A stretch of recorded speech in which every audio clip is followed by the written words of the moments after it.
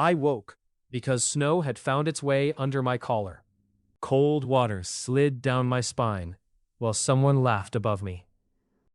A boot pressed between my shoulder blades, grinding my face into the crust beside the forest road. The last snow I remembered had been moving. A white mountainside had broken loose beneath a rescue flare. I had carried a child across a collapsing slope, shoved him into my partner's arms, and heard the avalanche come down like a train inside a tunnel. Now 3 men stood around me in leather hunting coats. The broad one, with the broken nose, kicked my ribs and told me that the Eastern Trail belonged to the lodge. The narrow man in the yellow scarf searched my pockets and found nothing worth taking. Their leader did not touch me. He only adjusted a russet fox mantle over his shoulders and said that a useless hunter should learn to stay useless. They left me where the road bent toward the black pines.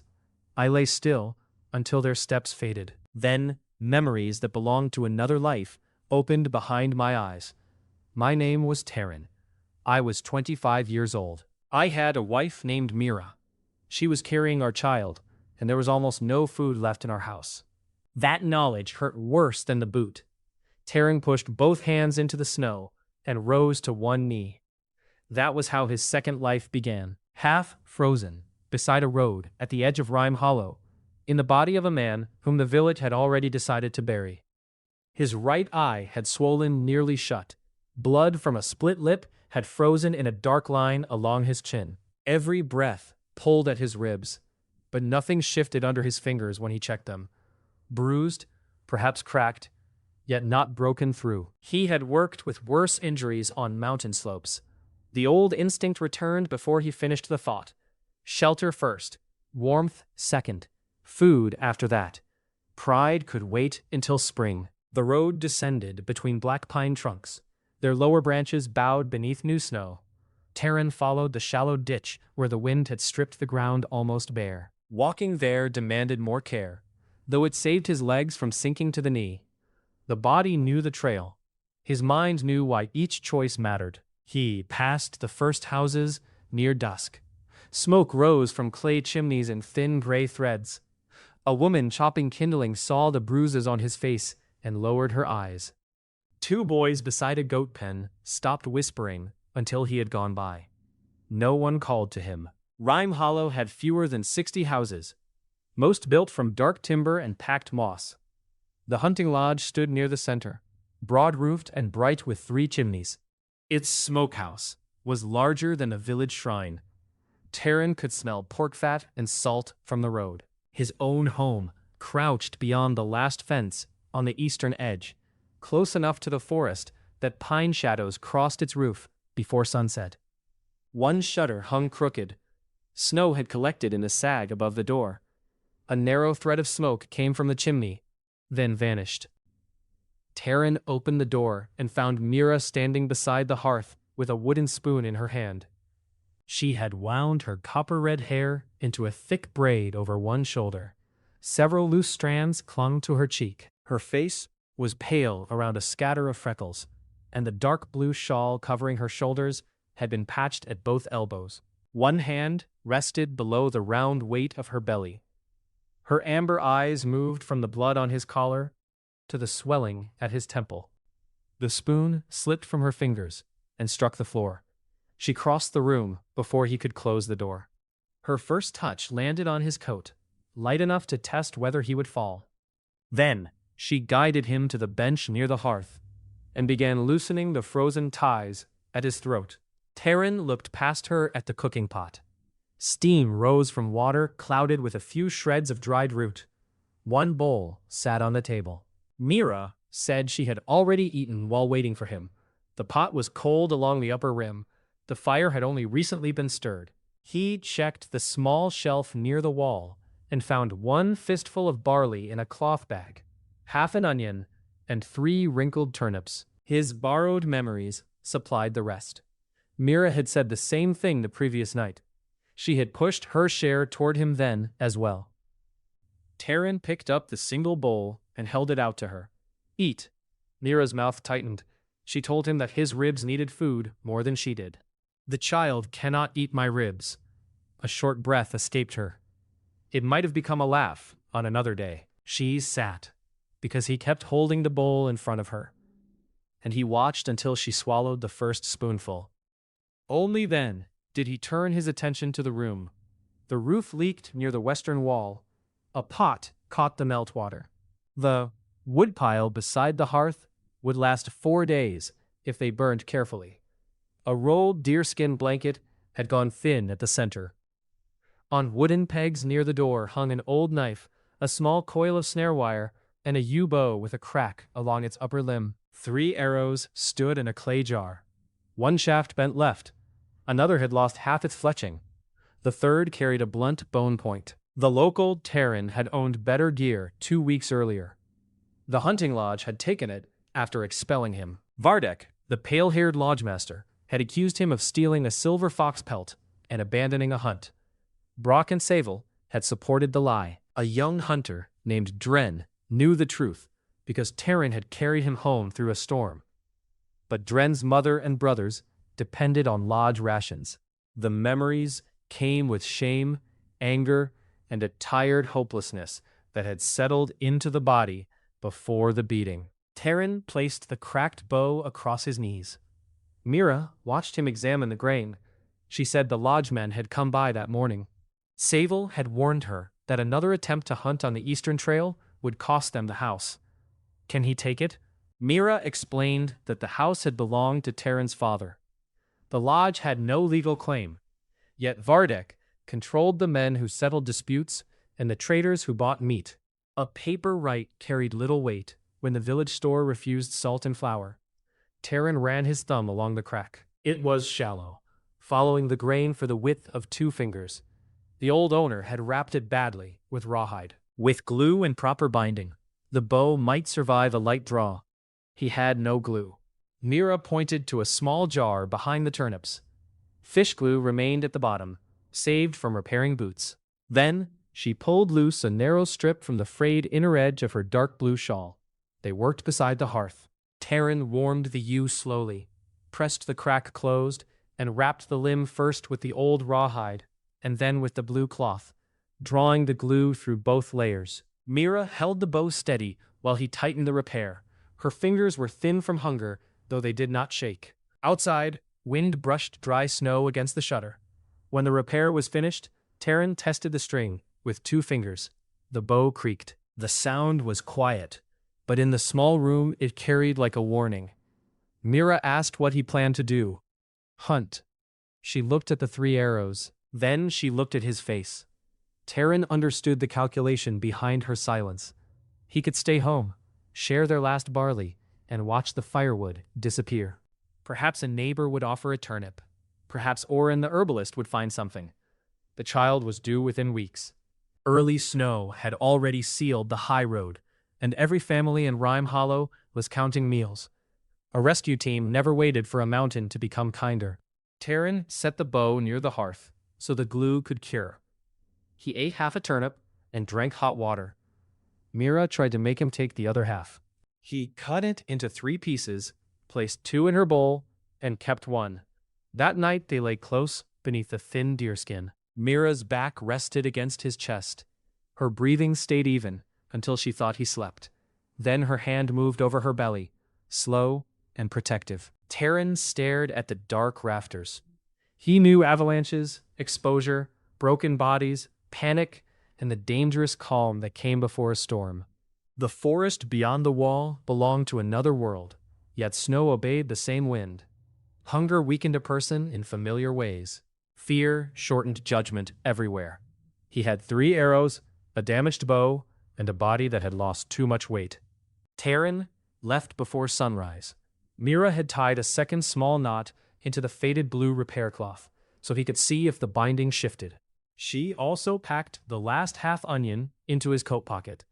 When he noticed, he put it back on the shelf. They argued in low voices until he cut off 1 small piece and took that with him.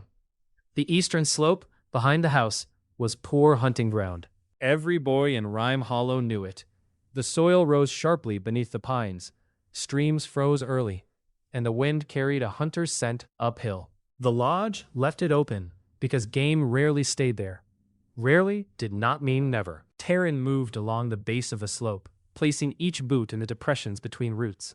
His local memories offered old tracks and names. His mountain training supplied a habit of reading surfaces as a whole. Snow told stories through compression. A shallow oval under the branches meant fallen snow from above. A clean split near a stump meant a small hoof. Fine powder sprayed behind paired marks suggested a hare moving quickly. He found the first trail 20 minutes from the house. The prints were fresh enough that their edges had not softened. A snow hare had crossed from a cluster of thorn brush toward a wind-fallen pine. Taren did not follow directly. He circled downslope, checked where the animal had paused to feed, and found 2 regular passages beneath a bent branch. The snare wire in his pocket was old copper, stiff at the twists. He formed a loop, anchored it to a springy sapling, then brushed his tracks with a pine bough. His hands knew the motion from Taren's old life. The mind behind them improved the placement, narrowing the approach with loose twigs so the hare would take the center path. One snare could feed them for a day. It could also remain empty until they starved. Taren kept moving. By mid-morning, his ribs burned. The repaired bow pulled unevenly when he tested it. He found squirrel sign, old grouse scratches, and the trail of a fox, though nothing offered a clean shot. The cold deepened under cloud cover. Sweat had gathered at the base of his back from the climb, so he stopped beneath a thick spruce, opened his coat, and let the moisture escape before it chilled him. That simple pause had saved climbers before.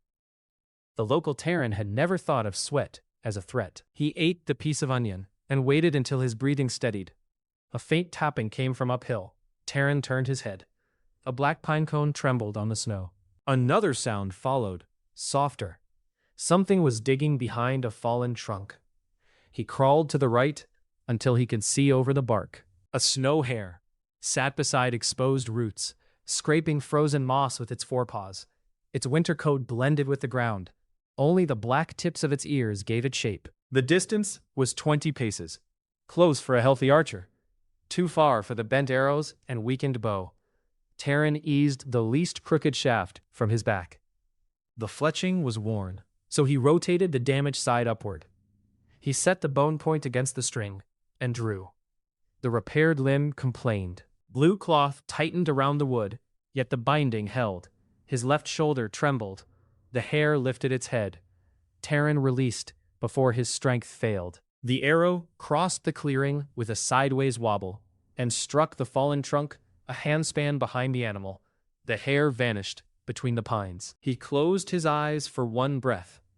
The shot had failed because he had treated the bow like the equipment he remembered from Earth, expecting clean response from poor material. Anger would not straighten the shaft. He retrieved the arrow and studied the mark.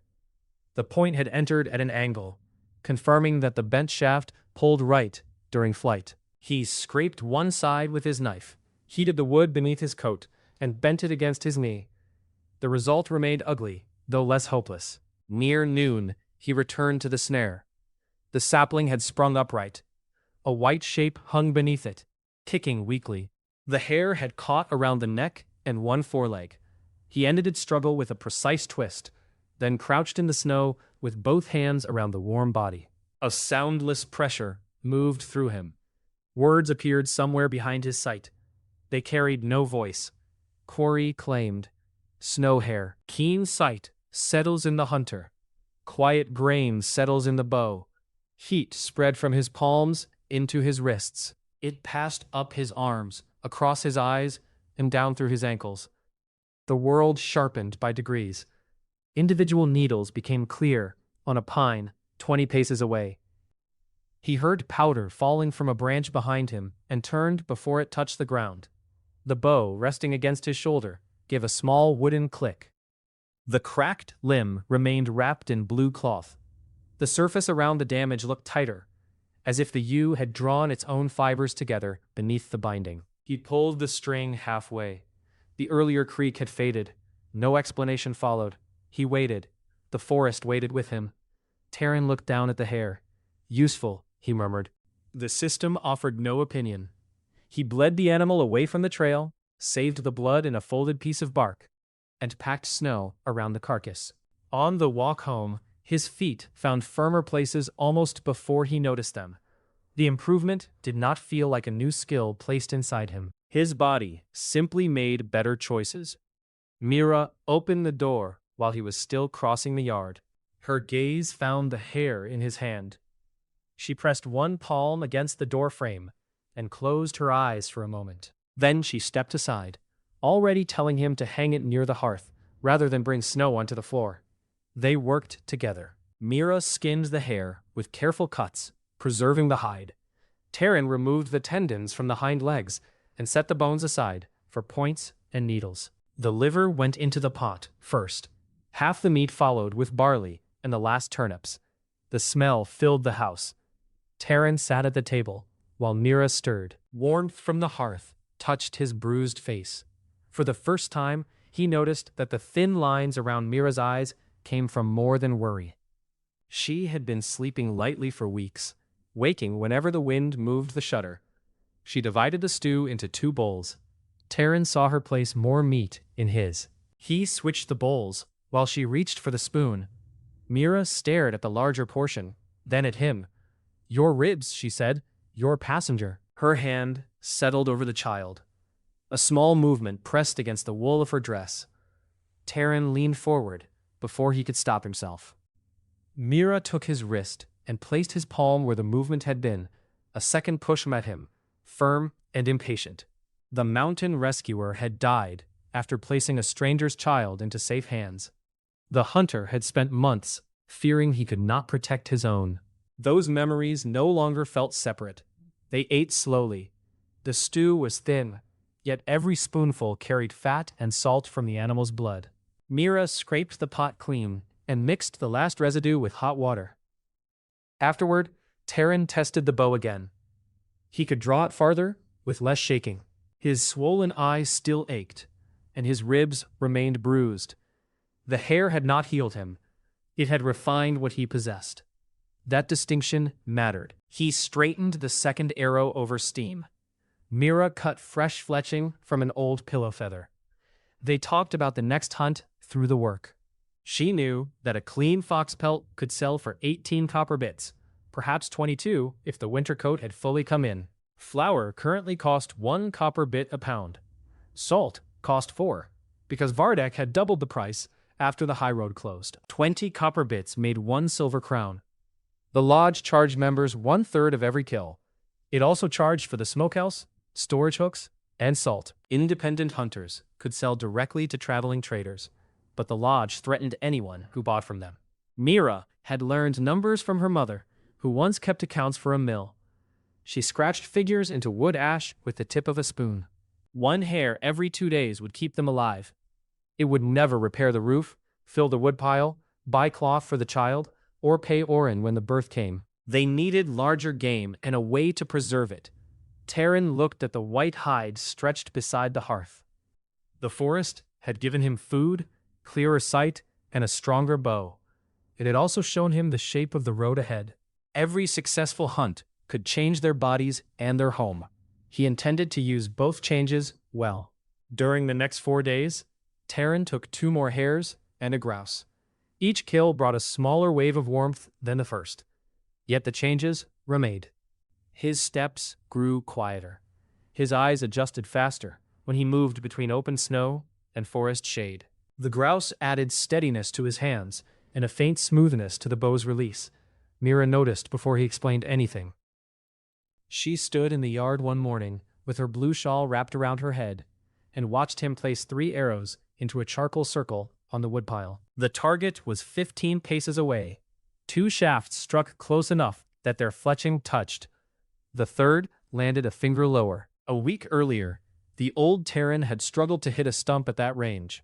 Mira picked up the grouse feathers drying under the eaves and asked whether a beating had knocked something into place. Taren told her that hunting seemed to leave more behind than meat. He described the silent words after the first hare and the change in the bow. He expected fear, or at least disbelief. Mira inspected the blue cloth around the repaired limb. The crack beneath it had nearly vanished. She said a useful miracle had arrived late, then asked whether it could chop firewood. Taren smiled, despite the bruise at his mouth. By noon, they had split enough logs for 6 days. The fox trail appeared beyond the frozen stream on the 5th morning. Its prints ran straight across open snow, then doubled back beneath a leaning pine. The animal had stepped in its own tracks for several paces before jumping sideways onto a stone. A less careful hunter might have followed the false line toward the western ridge, where lodgemen checked their traps. Taren crouched beside the stone. A red hair clung to a rough edge. The fox had brushed it while landing. He searched the surrounding snow for weight rather than shape. A shallow dent beneath low branches showed where the animal had landed. Its next steps passed over exposed roots, leaving almost nothing. Taren followed for an hour. The trail crossed the stream twice. It moved downwind of a rabbit warren, circled a deadfall, then entered a field of young pines where branches hung close to the ground. The fox was hunting. It also knew something followed. Taren found proof when he reached a small clearing. The fox had sat behind a stump and watched its own trail. A few grains of disturbed snow marked the place. From there it had turned toward a rocky rise that offered a view of the forest below. He stopped chasing. On mountain searches, lost people often walked away from rescuers because panic pulled them downhill or into shelter. Following every footprint could waste hours. A good rescuer predicted the next decision. A fox needed cover, prey, and a route back to its den. The rocky rise offered only the second. Beyond it lay a narrow ravine with brush along the bottom. Taren circled wide, keeping the wind in his face, and climbed the opposite side. His improved feet moved through crusted snow with little sound. He reached a fallen cedar overlooking the ravine and waited behind its exposed roots. The cold settled into his knees. Wind pushed fine ice against his cheek. An hour passed. A red shape appeared between the gray bushes. The fox moved low, its winter coat thick and bright against the shadow. Black legs stepped with delicate care. It paused every few paces and tested the air. Taren's scent traveled behind him, away from the ravine. He set an arrow on the string. The fox stopped beneath a branch. Its body faced away, yet its head turned slightly. The angle exposed only the narrow space behind one shoulder. The stronger bow came back smoothly. His left hand remained still. He felt the bent shaft wanting to drift, and adjusted a fraction before release. The arrow struck behind the shoulder. The fox sprang forward. It covered 10 paces, stumbled, and vanished under the brush. Taren did not rush after it. A wounded animal could bite, and a hurried pursuit ruined pelts. He counted 50 breaths, then followed the blood drops into a hollow beneath the roots. The fox had died curled against the earth. Quarry claimed. Red fox. Swift reaction settles in the hunter. True flight settles in the bow. Warmth flashed through Taren's spine and fingers. His vision seemed to widen. He could hold the center of the scene while noticing movement at its edges. The bow's string tightened with a clear note when he plucked it. He carried the fox home inside his coat to keep blood from freezing into the fur. Mira spent the afternoon skinning it. Her knife moved around the paws and muzzle with patient precision. She packed the hide with wood ash, scraped the flesh side, and stretched it on a frame Taren built from willow. The pelt had no torn belly, and only one small arrow hole. 20 copper, Mira said. 22, if Kelm is cold enough to want it for himself. Kelm was a traveling trader trapped in Rime Hollow until the high road reopened. He kept his wagon beneath a shed near the inn and complained about the village prices every morning. They carried the cured pelt to him 2 days later. Kelm had a black mustache, orange wool gloves, and the suspicious eyes of a man who believed every customer had hidden a hand inside his purse. He praised the color, criticized the size, and offered 14 copper. Mira folded the pelt without answering. She pointed out that the guard hairs were unbroken, the tail was full, and the cut around the face would allow a hoodmaker to use the entire mask. Then she reminded him that Vardek's lodge had sold 2 damaged pelts for 18 each the previous week. Keln asked how she knew. Mira said that his assistant talked loudly while drinking. The trader paid 22 copper. They bought 8 pounds of flour for 8 copper, a pound of rendered fat for 2, 2 iron arrowheads for 4, and spent 1 copper each on lamp oil and a packet of birthing thread from Orin. 6 copper remained. Taren carried the goods under his coat as they crossed the village square. The weight felt greater than the fox itself. Flour meant bread for days. Iron points meant larger prey. Lamp oil meant Mira would not sit in darkness while sewing. 3 men stood outside the hunting lodge. Brock was easy to see from across the square. He had a shaved head, a rust-colored beard, and shoulders broad enough to block the lodge door. A boar tusk hung from one ear. Sable leaned beside him in his yellow scarf. Ash-blue hair was tied low at his neck, framing a narrow face arranged around a thin smile. Vardek stood between them.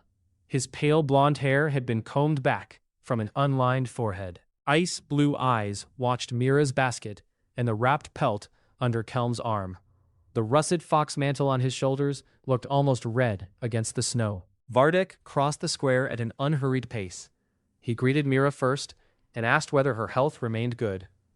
His concern sounded practiced. Then he told Taren that all winter pelts taken within the valley were subject to lodge share. Taren asked which lodge trap had caught the fox. Vardek's ice-blue eyes rested on the fading bruise at Taren's cheek. He explained that the lodge maintained trails, watched for dangerous animals, and negotiated with traders. Those services protected every household. Mira said the eastern slope had no maintained trail. The only warning left there had been 3 men's boot prints around her injured husband. Brock shifted his weight. Savil's smile tightened. Vardek did not look at them. He said he preferred to avoid unpleasantness, especially with a child coming. If Taren paid 5 copper now and returned to the lodge under probation, the matter could end. 5 copper would buy 5 pounds of flour or 1¼ pounds of salt. It would also announce that every future kill belonged partly to Vardek. Taren held the man's gaze. The fox fed my house before it filled your hand. You get nothing. The square had grown quiet around them. Kelm found sudden interest in tying his wagon cover. Vardek's expression barely changed. Winter is long, Taren. A man without the lodge discovers how long it can be. Taren looked toward the lodge chimneys, then toward his own house, beyond the eastern fence. Then I will make sure I am not isolated. He walked on with Mira beside him. They had reached the edge of the square when she slipped her hand into his. Her grip was warm inside the mitten. She did not praise the confrontation. Instead, she asked how much flour 5 copper would buy. 5 pounds. How many days? 5, if we stretch it. Then, refusing him, kept 5 days in our hands. That evening, they ate flatbread fried in a thin layer of fat. Taren fitted the new iron heads onto straightened shafts. Outside, the wind carried a long animal cry from the forest. A second call answered from closer to the house. The sound came again, low and hungry. Wolves had reached the eastern fields. The first wolf appeared after midnight. Taren had banked the hearth and moved the dressed carcass scraps into a covered pit beyond the woodpile. He knew predators might still smell blood, so he had spread ash near the yard entrance and hung 3 small bone pieces on cord beneath the eaves. Anything brushing the wall would make them click. The warning came as a single dry tap. His eyes opened. Mira lay beside him, one hand beneath her cheek. Taren slid from the bed, pulled on his boots, and reached for the bow. Another tap sounded near the rear wall. He lifted the shutter by a finger's width. Moonlight silvered the yard. Snow had stopped falling, leaving a clean surface around the house. A gray wolf stood beside the woodpile with its nose raised. It was lean enough that its ribs showed through the winter coat. 2 more shapes moved near the fence. Taren lowered the shutter and woke Mira with a hand on her shoulder. He told her to dress, move the table against the door, and keep the iron poker near the bed. She asked, "How many?" "At least 3. Mira's face changed when a howl rose from the pines.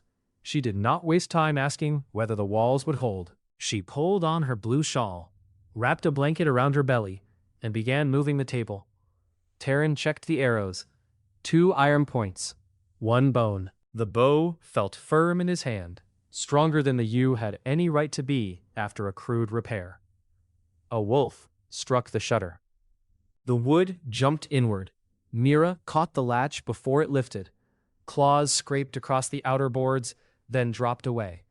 They were testing the house. Wolves rarely attacked people behind walls, unless starvation or sickness stripped caution from them. These animals had come farther into the village than any pack should. Their coats looked rough, yet their movement remained coordinated. Hunger drove them. Something else had driven them from their range. Taren moved to the loft ladder above the bed. The roof had a patch near the chimney where he had replaced loose bark but not sealed it. He climbed, pushed through the patch, and eased onto the low slope. Cold struck his face. The house roof creaked beneath his weight. From above, he counted 6 wolves. 2 waited near the fence. 1 paced behind the shed. 3 surrounded the house. The largest stood just beyond the woodpile, darker than the others, with a pale scar down its muzzle. The alpha looked toward him at once. Taren set an iron arrow on the string. The wolf beneath the shutter lunged again. At the same moment, the alpha barked, and the 2 near the fence broke into a run toward the door. They had noticed Mira moving inside. Taren drew and fired at the nearest runner. The arrow struck behind its ribs, but angled forward, driving into the chest. The wolf tumbled across the snow. Quarry claimed. Gray wolf. The warmth reached Taren before the body stopped moving. His lungs opened. Cold air entered deeper. The second runner changed direction and leaped against the wall below him. Its forepaws caught the edge of the roof.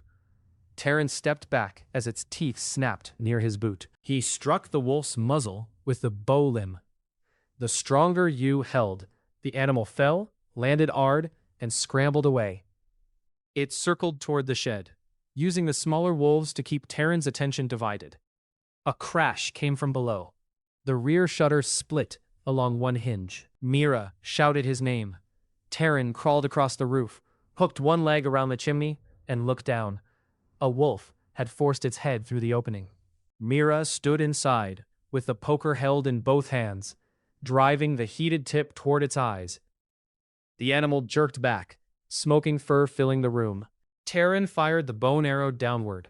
The angle was poor. The point struck the wolf's neck, but failed to penetrate deeply. It tore free of the shutter and wheeled toward the yard. The alpha launched from behind the shed. It had waited for him to lean over the roof. The dark body hit Taren's left side. One paw raked his coat. Teeth closed around the bow grip instead of his wrist, because he shoved the weapon between them. The impact dragged him down the roof. His boots lost purchase. He struck the eave, rolled, and fell into the snow beside the wall. Pain flashed through his bruised ribs. The alpha landed 3 paces away, with the bow still caught between its teeth. It shook its head, trying to tear the weapon from his hand. Taren released the grip rather than be pulled forward. The wolf stumbled backward with the sudden loss of resistance. Taren reached beneath his coat for the knife. 2 smaller wolves closed from the yard. He moved toward the narrow passage between the house and woodpile. Only one animal could reach him there at a time. The first wolf rushed with its head low. Taren kicked a loose log into its path. The animal cleared it, yet the jump raised its chest. He stepped inside the jaws, caught the thick fur beneath its neck with his left hand, and drove the knife behind the foreleg. The wolf twisted. Its teeth closed on his sleeve and scraped leather. Taren held until the body weakened, then shoved it aside. Quarry claimed. Gray wolf. Endurance deepened. The second wolf entered the passage more carefully. It snapped once, retreated, and waited for the alpha. The dark wolf had dropped the bow. It came forward with one side of its muzzle bleeding from splintered wood. Its pale eyes fixed on Taren. Behind it, the winged wolf from the shutter dragged one foreleg through the snow. 4 living animals remained. Taren's knife was slick. The bow lay in open ground 6 paces away, the house wall pressed against his shoulder. and Mira was inside with a broken shutter. He needed to change the pack's shape. A clay jar of rendered scraps sat beneath the woodpile roof. Taren had planned to use it for glue. He struck the jar with his heel. It broke, spilling fat across the logs and snow. The nearest wolf flinched at the sound. Taren grabbed the oil lamp, hanging from a peg beside the door. Mira had lit it inside and pushed it through the broken shutter when she understood what he was doing. He threw the lamp into the fat. Flame climbed the side of the woodpile in a sudden orange sheet. The wolves scattered from the heat. The narrow passage filled with light. Taren ran through the opening, snatched the bow, and rolled behind the chopping block. The alpha recovered first. It did not retreat from the fire. It crossed in front of the flames, becoming a black shape edged in orange, and drove straight toward him. Taren had one iron arrow left. He set it while rising. The alpha was too close for a full draw. He stepped backward, planted one foot against the chopping block, and pulled until the string touched his cheek. The wolf sprang. Taren released beneath its lifted foreleg. The iron point entered the chest and drove deep. The animal struck him anyway. Its weight knocked him onto his back, jaws snapping beside his ear. Hot blood spread across his shoulder. He shoved the bow crosswise under its throat and rolled. The wolf tried to rise. Its hind legs dug trenches in the snow. Then the strength left them.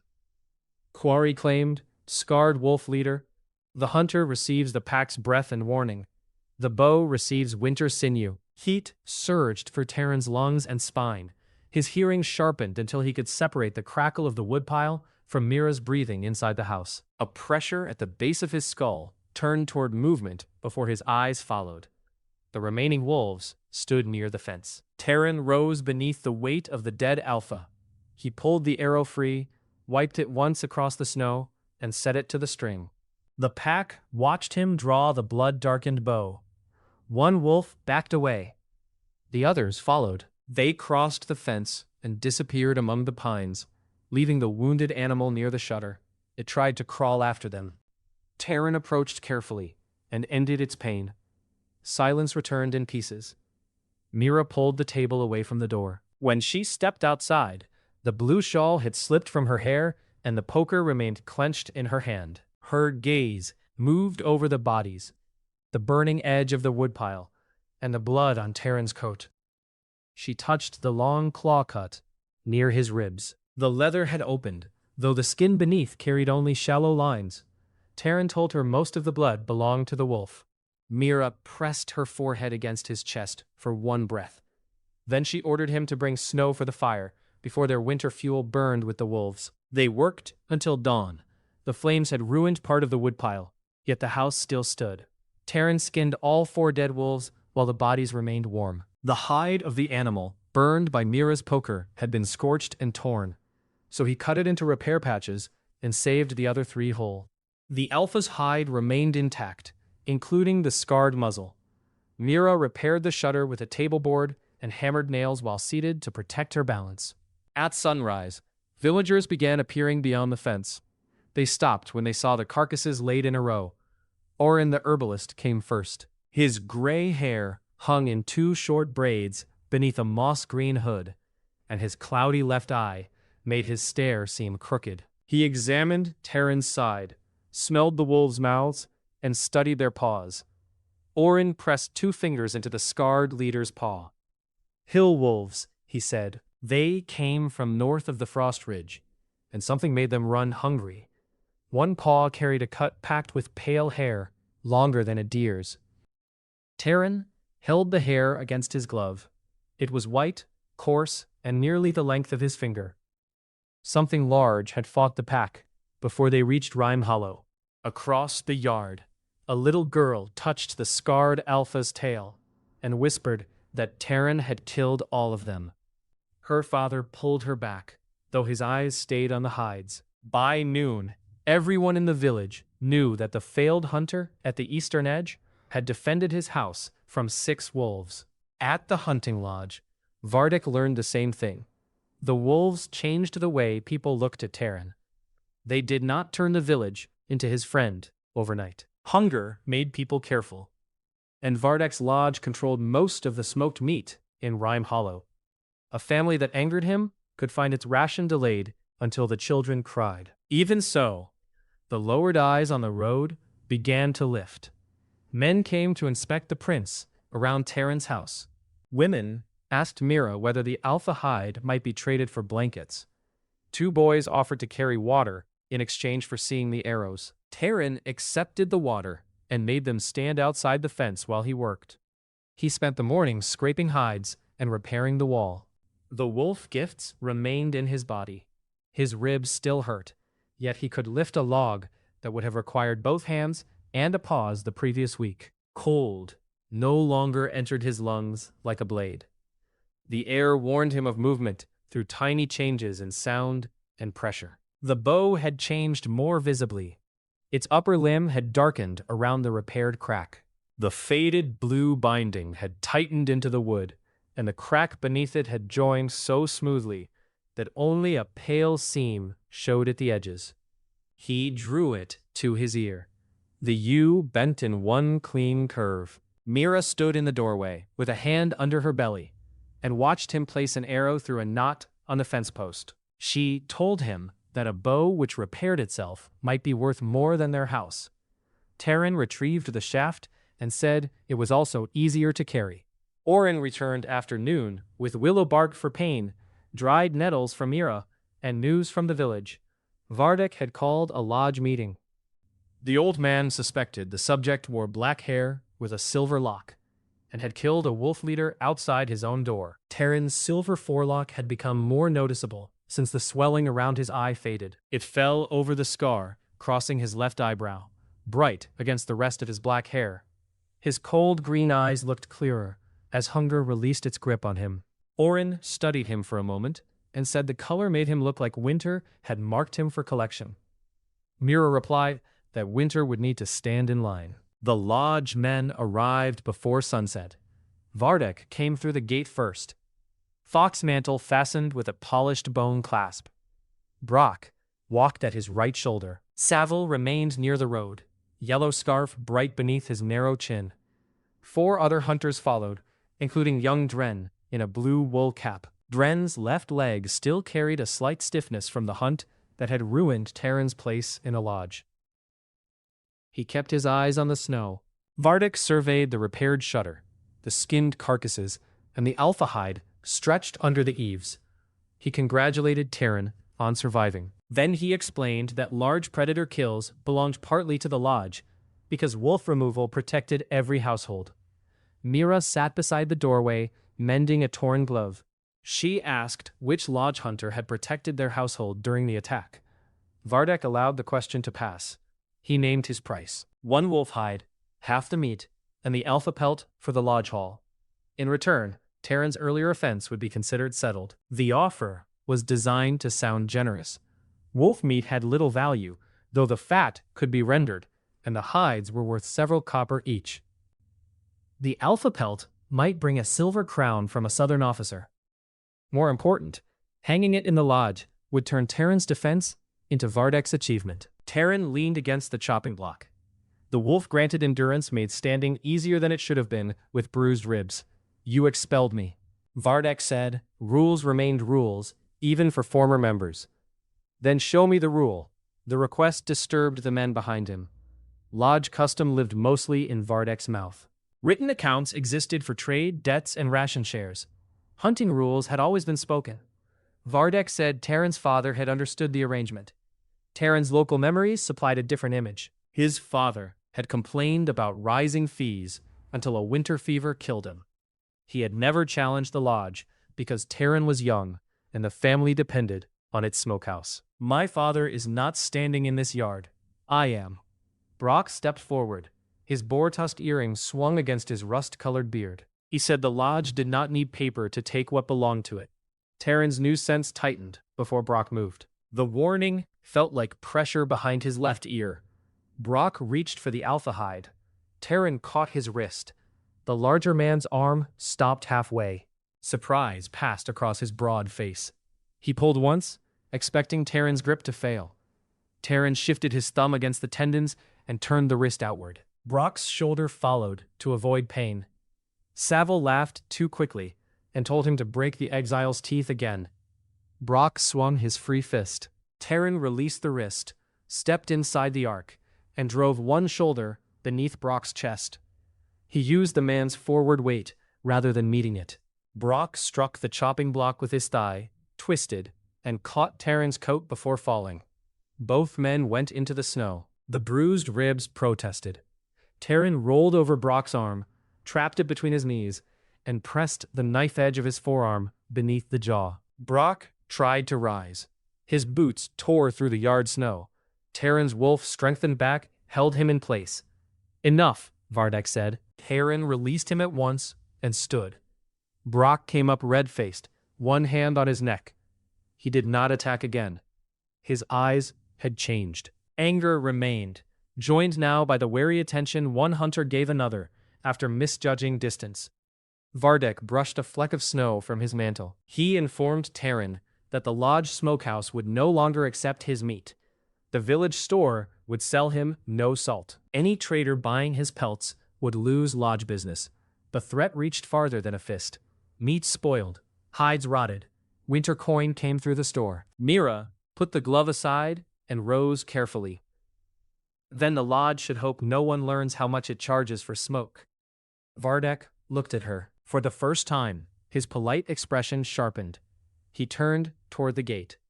The others followed. Dren remained a moment behind. His sandy curls showed beneath the blue cap. He glanced at Taren, then toward Mira's belly. Guilt pulled at his mouth. Saville called his name from the road.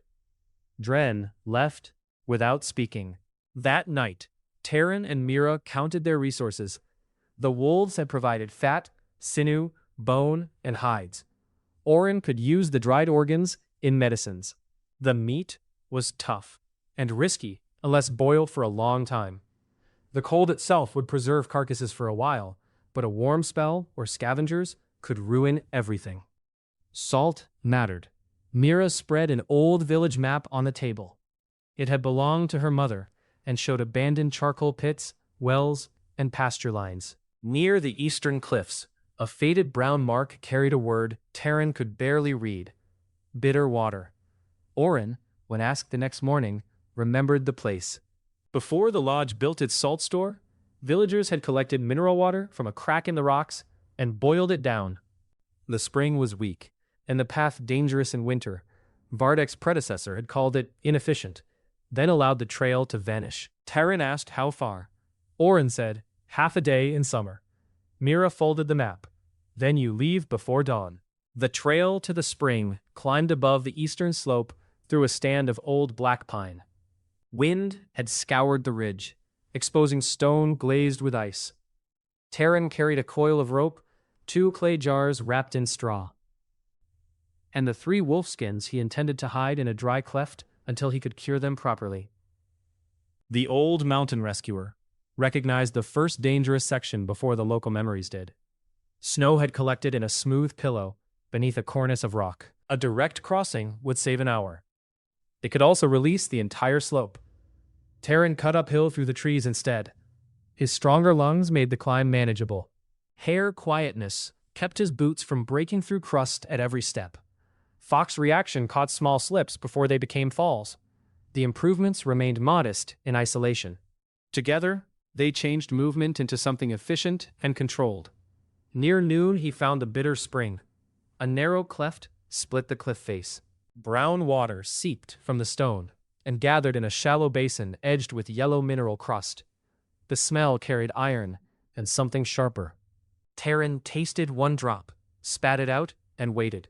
It was briny enough to promise salt after boiling. Animal prints covered the mud around the basin. Hares, deer, a fox. One scent belonged to a boar, large enough that its front hoof marks were nearly the width of Taren's palm. A deeper print lay beyond them. It resembled a cat's paw, round and broad, with no claw marks. The pad was larger than Taren's spread hand. Snow had softened the edges, though pale hair remained caught on a thorn nearby. The same kind Oren had found in the wolf's paw. Taren studied the direction. The animal had come from the northern ridge and turned west toward the deeper valley. It had not approached the village yet. He filled both jars and hid them in the shade. Then he used his knife to clear brush from the spring path. A fallen pine blocked the narrowest turn. He cut handholds into the trunk and tied a rope around an upper branch, creating a safer line for anyone carrying water. The work cost him 2 hours. It also meant Mira or a neighbor could travel the path later without gambling against the cliff. On the return journey, a shape burst from beneath a bush. Taren drew and fired before conscious thought caught up. The arrow struck a snowshoe hare through the chest at 12 paces. Corey claimed, "Snow hare." The warmth was faint, almost a remembered touch. The bowstring settled against his fingers with greater certainty. Every quarry still mattered. Repeated prey gave less because little remained to learn from the same kind of life. The rule made sense in its own silent way. Mira had prepared 2 iron pots when he returned. One belonged to Oren.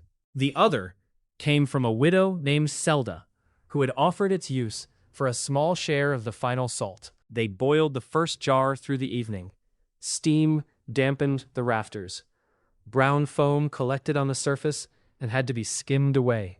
The water reduced to a gritty paste, then to coarse gray crystals that tasted of iron but preserved meat. One jar yielded less than half a pound. The fire consumed nearly a day's fuel. Mira calculated in the ash. Lodge salt cost 4 copper a pound. Gathering bitter water took labor, and boiling it demanded wood. The spring would never make them rich. It could keep them independent if they combined it with smoke and winter cold.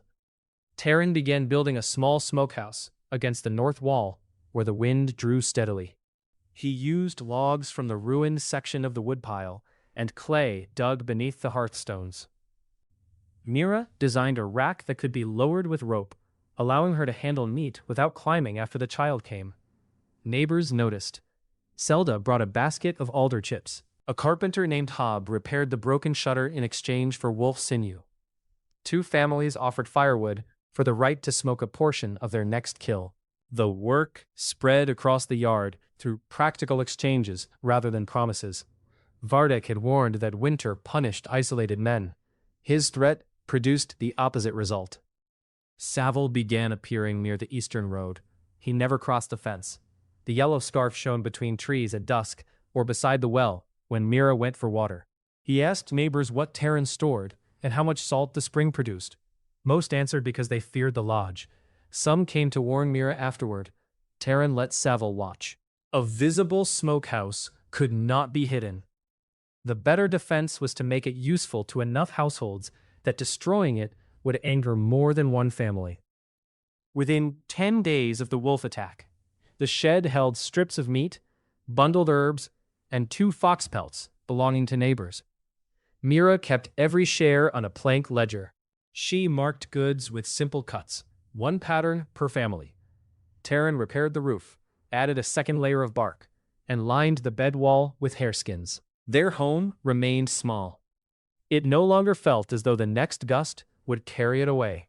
The next problem arrived on a gray morning, when Selda's eldest boy ran into the yard with blood on his trousers. The blood belonged to a goat. Something had broken through their fence before dawn, killed 2 animals, and ripped open the winter root pit. The boy described a black shape that moved like a cart with tusks. Taren found the tracks behind Selda's house. The boar's front hooves had punched deep into frozen soil. It had shattered a fence rail with its chest and turned over stones while rooting. One print showed a split in the left hoof. The same mark appeared near the bitter spring. This was no ordinary hungry pig. It had learned that human homes held food.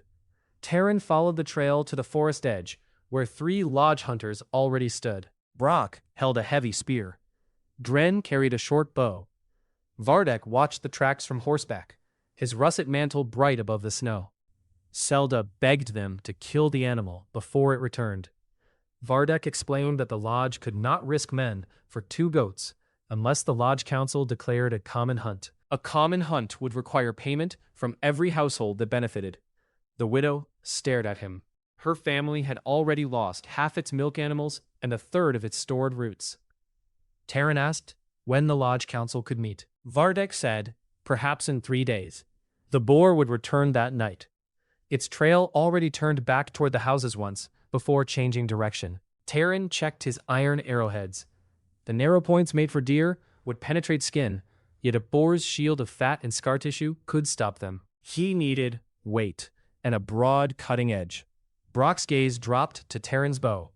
One man with 3 arrows will only teach that beast to hate people. Then, lend me the spear. Brock grunted. Vardek answered for him, saying lodge tools remained with lodge hunters. Taren looked toward the village smithy. Hob, the carpenter, had followed the boy and stood behind Zelda. He said the smith owed him for a repaired door. Mira, who had arrived wrapped in her blue shawl, added that Hob owed her for 2 days of smokehouse use. Within an hour, the smith had forged a broad boar head from a broken splitting wedge. Hob made a thick ash shaft. Mira paid for the charcoal with 6 strips of smoked wolf meat. The village economy moved around Vardek instead of through him. Taren left before noon. The boar traveled west along the lower forest, staying close to abandoned fields where snow lay thin over frozen roots. Taren followed the split hoofprint and the dark streaks left when the animal's belly brushed brush tips. It was larger than any boar in Taren's inherited memories. He found trees rubbed raw at shoulder height. A pine root carried a tusk groove longer than his hand. The animal had eaten bark, frozen mushrooms, and the remains of a deer killed by wolves. Hunger had widened its diet and stripped caution from it. Taren's plan depended on terrain. A direct charge could outrun a man across short ground. The thick shield over the shoulders turned light arrows. A boar also changed direction faster than its shape suggested. Taren needed a narrow approach, an elevated position, and space for a second shot. The trail entered a shallow ravine filled with dead hazel. One wall rose into broken stone. The other sloped toward a stand of young birches. At the far end, a fallen tree formed a chest-high barrier with a gap beneath its trunk. Taren climbed the stone wall and found a shelf 3 paces above the ravine floor. The boar could not reach it directly, though a determined animal might climb the broken slope to one side. He cleared loose snow from his footing, drove a sharpened stake into the ground as an anchor, and tied a loop of rope around his waist. Then he prepared the shot. The broad arrow was heavy. Its ash shaft bent less than his older arrows. The strengthened bow accepted the weight, but drawing it to full length demanded both shoulders. He tested the line toward the center of the ravine and marked a dark route where the boar should pass. Bait remained the dangerous part. Taren opened a bundle of wolf fat mixed with crushed roots from Zelda's pit. He dragged it along the ravine floor, then carried it downwind toward the boar's trail. At the last crossing, he rubbed blood onto a low branch and stepped backward in his own tracks. He waited on the stone shelf. Snow began to fall, fine enough to blur distance. An hour passed. His legs stiffened. 2 ravens settled above the bait and argued until he threw a pebble at them. The first warning came through the wolf sense at the base of his skull. Pressure turned toward the ravine mouth. A branch cracked. The boar entered slowly. Its bristles were so dark they carried a blue sheen. Old mud and ice armored its flanks. One ear had torn nearly away. Yellow tusks curved from a scarred snout, and the shoulders rose above the hazel brush. The animal stopped before the bait trail. Its small eyes lifted toward the stone shelf. Taren remained still. The wind carried his scent away. The boar could not see him clearly through snow, yet it had survived many hunts. It backed 2 steps, turned as if leaving, then whipped around and charged the wall beneath him. The impact shook loose snow from the rocks. Taren's left boot slipped. The rope caught at his waist and kept him from falling. The boar struck again, driving its tusks into the broken slope. Stone chipped beneath them. It had not followed the bait. It had found the hunter. Taren drew the heavy arrow as the animal backed for a third strike. The angle exposed the top of its shoulder. He aimed behind the ear, where the skull joined the spine. The boar surged forward. He released. The arrow hit high and glanced from bone. The broad head cut a long wound along the neck, but the shaft spun away. The boar screamed. It turned from the wall and ran down the ravine, smashing hazel stems. For 3 breaths, Taren thought it might flee. Then it climbed the side path. The animal had seen the broken slope beside the shelf. It came upward at an angle, hooves driving through loose stone. Taren pulled the rope from the stake and moved toward the fallen tree at the ravine's end. He jumped from the shelf, landed on the sloped bank, and slid the last body length. His hair lightness kept his knees under him. Fox's reaction turned the slide into a run. The boar reached the shelf behind him and launched down. Taren heard its weight strike the ravine floor. He reached the fallen tree, planted one hand on the trunk, and vaulted over. The boar hit the barrier a heartbeat later. Rotten wood burst outward. One tusk tore through Taren's coat at the thigh and opened a hot line in the flesh. He rolled behind the trunk. The boar forced its head through the broken gap, snarling and shaking. The barrier held around its shoulders for a moment. Taren drew his second iron arrow and aimed for the exposed eye. The animal ripped free before he released. It wheeled left. Taren's arrow struck the cheek and drove into the mouth. Blood sprayed across the snow, but the boar continued. He had one old bone arrow left and the knife at his belt. The ravine widened beyond the fallen tree. Running in open ground would end beneath the tusks. Taren moved toward the birches, weaving between trunks too close for the boar to take a straight line. The animal followed. It snapped one young tree at the base. Another bent under its shoulder and whipped back behind it. Taren's injured thigh began to drag. He looked ahead and saw a birch leaning across a shallow hollow, roots exposed on one side. The ground beneath had been dug away by spring water and frozen into a thin roof. Snow hid the weakness. Taren changed direction toward it. The boar cut inside the turn. A tusk struck his hip and lifted him sideways. He hit a tree hard enough to lose the bone arrow. Pain burst through his side. The wolf endurance kept breath moving, though his legs nearly folded. The boar turned for another charge. Taren pulled his knife and slapped the flat against the birch trunk. The sharp sound drew the animal's attention. He waited until the boar committed, then stepped onto the thin ice and ran across the hollow. His lighter weight cracked the surface without breaking through. The boar hit the same place a breath later. The frozen roof collapsed beneath its front half. The animal plunged chest deep into mud and ice. It did not remain trapped. Its hind legs drove forward. The shoulders rose, muscles bunching beneath black bristles. Taren had seconds. He seized the heavy arrow that had glanced from the neck. It lay near the edge of the ravine, shaft unbroken, broad head stained with blood. He set it to the bow and drew until the ewe limbs bent in a deep curve. The boar tore one foreleg free. Taren moved to the side, seeking the angle behind the shoulder. The animal swung its head. One tusk struck the bow limb and nearly knocked the weapon away. He stepped closer. At that distance, he could smell blood and sour hide. The boar's eye rolled toward him. Its free foreleg clawed at the ice. Taren released into the gap behind the shoulder. The heavy broad head entered to the fletching. The boar heaved out of the hollow, carried by its last force. It crossed 2 paces and struck Taren with the side of its head.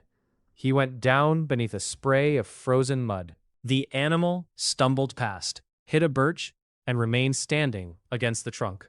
Its legs trembled. Then the body folded. Corey claimed. Black tusk boar. Great strength settles in the hunter. Deep draw settles in the bow. The change struck like a furnace opening inside Taren's chest. Heat moved through his shoulders, elbows, back, and hips. The pain in his thigh remained, yet the muscles around it tightened with new support. His hands closed against the snow, fingers digging deeper than before. The bow darkened along both limbs. The grain became dense and smooth beneath his palm. Taren lay still until his breathing slowed. He had made 2 mistakes. He had assumed the boar would follow scent rather than hunt the source. Then he had relied too heavily on height, leaving a climbable path beside the shelf. The final trap worked, because he read the ground under pressure. Luck had carried part of the weight. He would remember both pieces. Dragging the animal home alone was impossible, even with greater strength. Taren Field dressed it, packed snow into the body cavity, and marked the trees with 3 cuts. Then he followed his own blood trail toward the village. He met Brock and Dren near the eastern field. Brock looked at the torn coat, the blood on Taren's leg, and the empty space behind him. He asked whether the boar had eaten the bow. It tried. Taren told them the location and asked for a sled. He offered 1/4 of the meat to the households that helped recover it, 1/4 to Zelda for her lost stores, and kept the rest for his family and trade. Brock said lodge rules claimed half of dangerous game. Dren looked at the blood drops behind Taren. The lodge did not kill it, he said quietly. It was the first time he had contradicted Vardek in public. By dusk, 12 villagers had pulled the black boar into Rime Hollow. The carcass filled Taren's yard. Children stood on the fence rails to see the tusks. Zelda cried when Mira placed a wrapped slab of meat in her arms. Hob brought a second smoking rack. Orin stitched Taren's thigh and pulled the final knot tight. If you insist on becoming stronger, he said, try becoming easier to sew. Brock remained until the cutting was finished. He accepted no meat. Before leaving, he touched the hole in the boar's shoulder where the heavy arrow had entered. The next morning, someone carved a small black tusk above the door of Taren's smokehouse. No one admitted doing it. The boar changed Rime Hollow more than the wolves had. Wolf hides impressed people. Boar meat filled bowls. Mira divided the carcass with the care of a merchant balancing a winter account. The best cuts went into cold storage beneath packed snow. Fat simmered in iron pots and became pale cakes for cooking, lamps, and trade. Bones were split for marrow, then boiled again. The hide required 3 men to lift and promised leather thick enough for boots. After the agreed shares, Taren and Mira kept enough meat for nearly a month, if preserved properly. They traded smaller portions rather than coin. The smith received 20 pounds and forged 4 heavy broadheads. Hob took 10 pounds for roof boards. Zelda brought onions, dried beans, and 2 baskets of alder chips. Orin accepted liver, fat, and the boar's bladder for medicine. A shepherd gave them a roll of wool in exchange for smoked ribs. Mira recorded every trade on a plank ledger. She also set rules for the smokehouse. Any family could use it. 1 strip in 20 paid for fuel and maintenance. People who brought their own wood paid less. Spoiled meat remained the owner's loss, unless Taren or Mira had handled the fire incorrectly. The rules fit on 1 board beside the door. Vardek's lodge used 3 ledgers, 6 fees, and whatever price he named that morning. Within a week, smoke rose from Taren's yard day and night. The work brought new problems. Dogs gathered near the fence. Firewood vanished faster. Mira's ankles swelled from standing. Taren found himself hunting small game at dawn, chopping wood by noon, repairing equipment through the afternoon, and checking the smoke every few hours at night. The system continued to strengthen him through hares, grouse, and 2 pine martens. The changes became fine adjustments. His hearing separated wing beats from falling snow. His hands tied knots faster. The bow released heavy arrows with less vibration. The hollows in his face had begun to fill, and the shoulders beneath his patched coat had grown lean and solid. With black hair, a silver forelock, and clear green eyes, he no longer disappeared among other hunters. His body improved. Time did not. Mira solved part of the pressure by organizing people who used the smokehouse. Zelda took the morning fire. Hob checked the afternoon smoke. A broad-shouldered baker named Pela handled the night watch in exchange for boar fat. Mira inspected the racks once each day and kept the accounts from a stool near the hearth. Taren had thought protection meant carrying every burden himself. Mira turned protection into a structure that could stand when he entered the forest. Their partnership began changing the village economy. Kelm the trader bought 2 whole wolf hides and the matched black boar tusks directly from Taren. Vardek threatened to cut him off from lodge pelts. Kelm responded that a trader trapped by snow had little use for future promises. He paid 1 silver crown and 6 copper for the alpha hide, 14 copper for the second hide, and 1 silver crown for the unusual tusks. The total came to 3 silver crowns. The flour, salt from Kelm's private stock, a second cooking pot, linen for the child, and a steel skinning knife for Mira cost 1 silver crown and 17 copper. She tested the blade on a strip of hide and declared the balance acceptable. Mira set 1 silver crown aside for the grain expedition and hid the remaining 3 copper beneath a floor stone. The lodge answered by closing the village grain store to anyone using Taren's smokehouse. Vardek framed the decision as ration protection. Supplies were lower than expected. Families who undermined lodge income could not demand lodge support. Fear moved quickly through Rime Hollow. 2 households stopped bringing meat. A third asked Mira to remove its mark from the ledger. She did so without argument and returned every remaining strip. The next day, those families discovered their lodge grain ration had still been reduced. Vardek was punishing them for having considered independence. Mira studied the smokehouse board after they left. Her thumb rubbed the edge of the new skinning knife. She said Vardek had made a mistake. Taren expected her to mention cruelty. Instead, she explained that he had revealed the store could not be trusted, even after obedience. People would seek another source, because submission no longer guaranteed food. The high road remained buried, yet the southern mill track sometimes stayed open through the lower pass. Oren knew a farmer named Joss who kept winter barley 2 valleys away. Reaching him required at least 3 days on snowshoes, longer with loaded sleds, and goods worth trading. Taren could make the journey. Leaving Mira so near birth would be foolish. The answer arrived through Hob. The carpenter owned 2 narrow sleds and 2 sturdy ponies, 1 for each sled. He refused to travel alone because wolves had moved south. 3 other men had grain shares they could combine. Taren could lead them through the lower pass in exchange for transport and a small portion of each purchase. Mira approved, after calculating the margin. She also told Taren to take Dren. Dren had begun visiting the eastern yard after dark. He helped split wood and spoke little. Mira believed useful work would either straighten his spine or prove it never would. Taren asked him the next morning. Dren agreed before hearing the destination. They prepared for 2 days. Taren inspected harness straps, packed a repair kit, marked shelter points on Mira's old map, and made each traveler carry dry tinder beneath clothing. The mountain rescuer in him trusted systems more than courage. Saville watched from the road. On the night before departure, Taren woke to the warning behind his left ear. A faint scrape came from the smokehouse roof. He left the bed without lighting the lamp.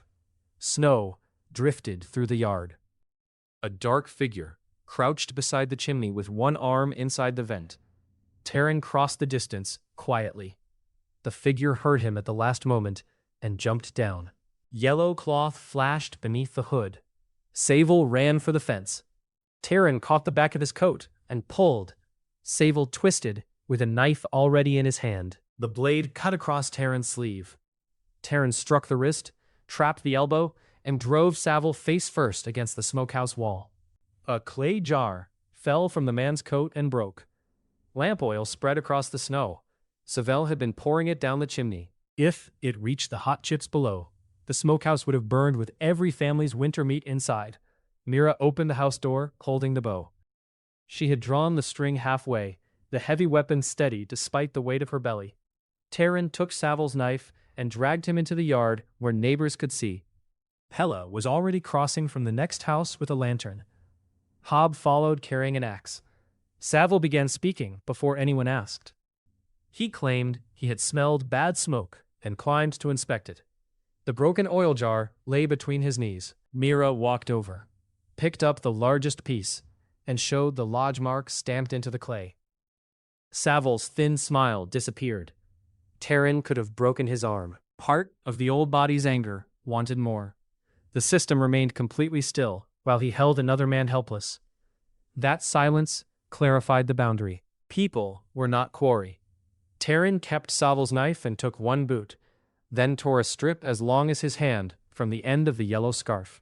The cloth and the clay stamped with the lodge mark would identify what had happened, while leaving the shortened scarf around Saval's neck.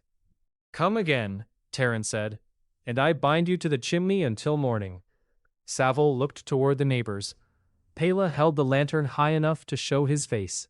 Hob had already noticed the oil. Several smokehouse users stood behind them. They bound Saval's wrists and held him in Hob's workshop under Pela's watch. Before dawn, Vardik arrived with 2 lodge hunters and invoked the lodge charter over a member's discipline. The charter placed such cases before Vardek's council, and the village had no separate watch or magistrate. Hob released Saval only after Vardek signed for custody and promised a hearing. Taren left the knife, cloth, and stamped jar with Mira, and doubled the smokehouse watch before departing. The grain expedition left at sunrise, as planned. By noon, storm clouds had lowered over the pass. The grain party entered the lower pass beneath a ceiling of dark cloud. Hob drove the lead sled. Its pony wore rope nets over its hooves and snorted steam around the bit. A second narrow sled followed 20 paces back, handled by one of the 3 villagers and pulled by Hob's other pony. Taren walked ahead, testing the snow with a long ash pole. Dren and the remaining 2 villagers moved between and behind the sleds, each carrying a short spear and a pack. The route crossed an old logging road, climbed beside a frozen creek, then passed beneath a ridge where wind carved the snow into hard waves. In summer, the journey took 1 long day. Winter doubled every distance.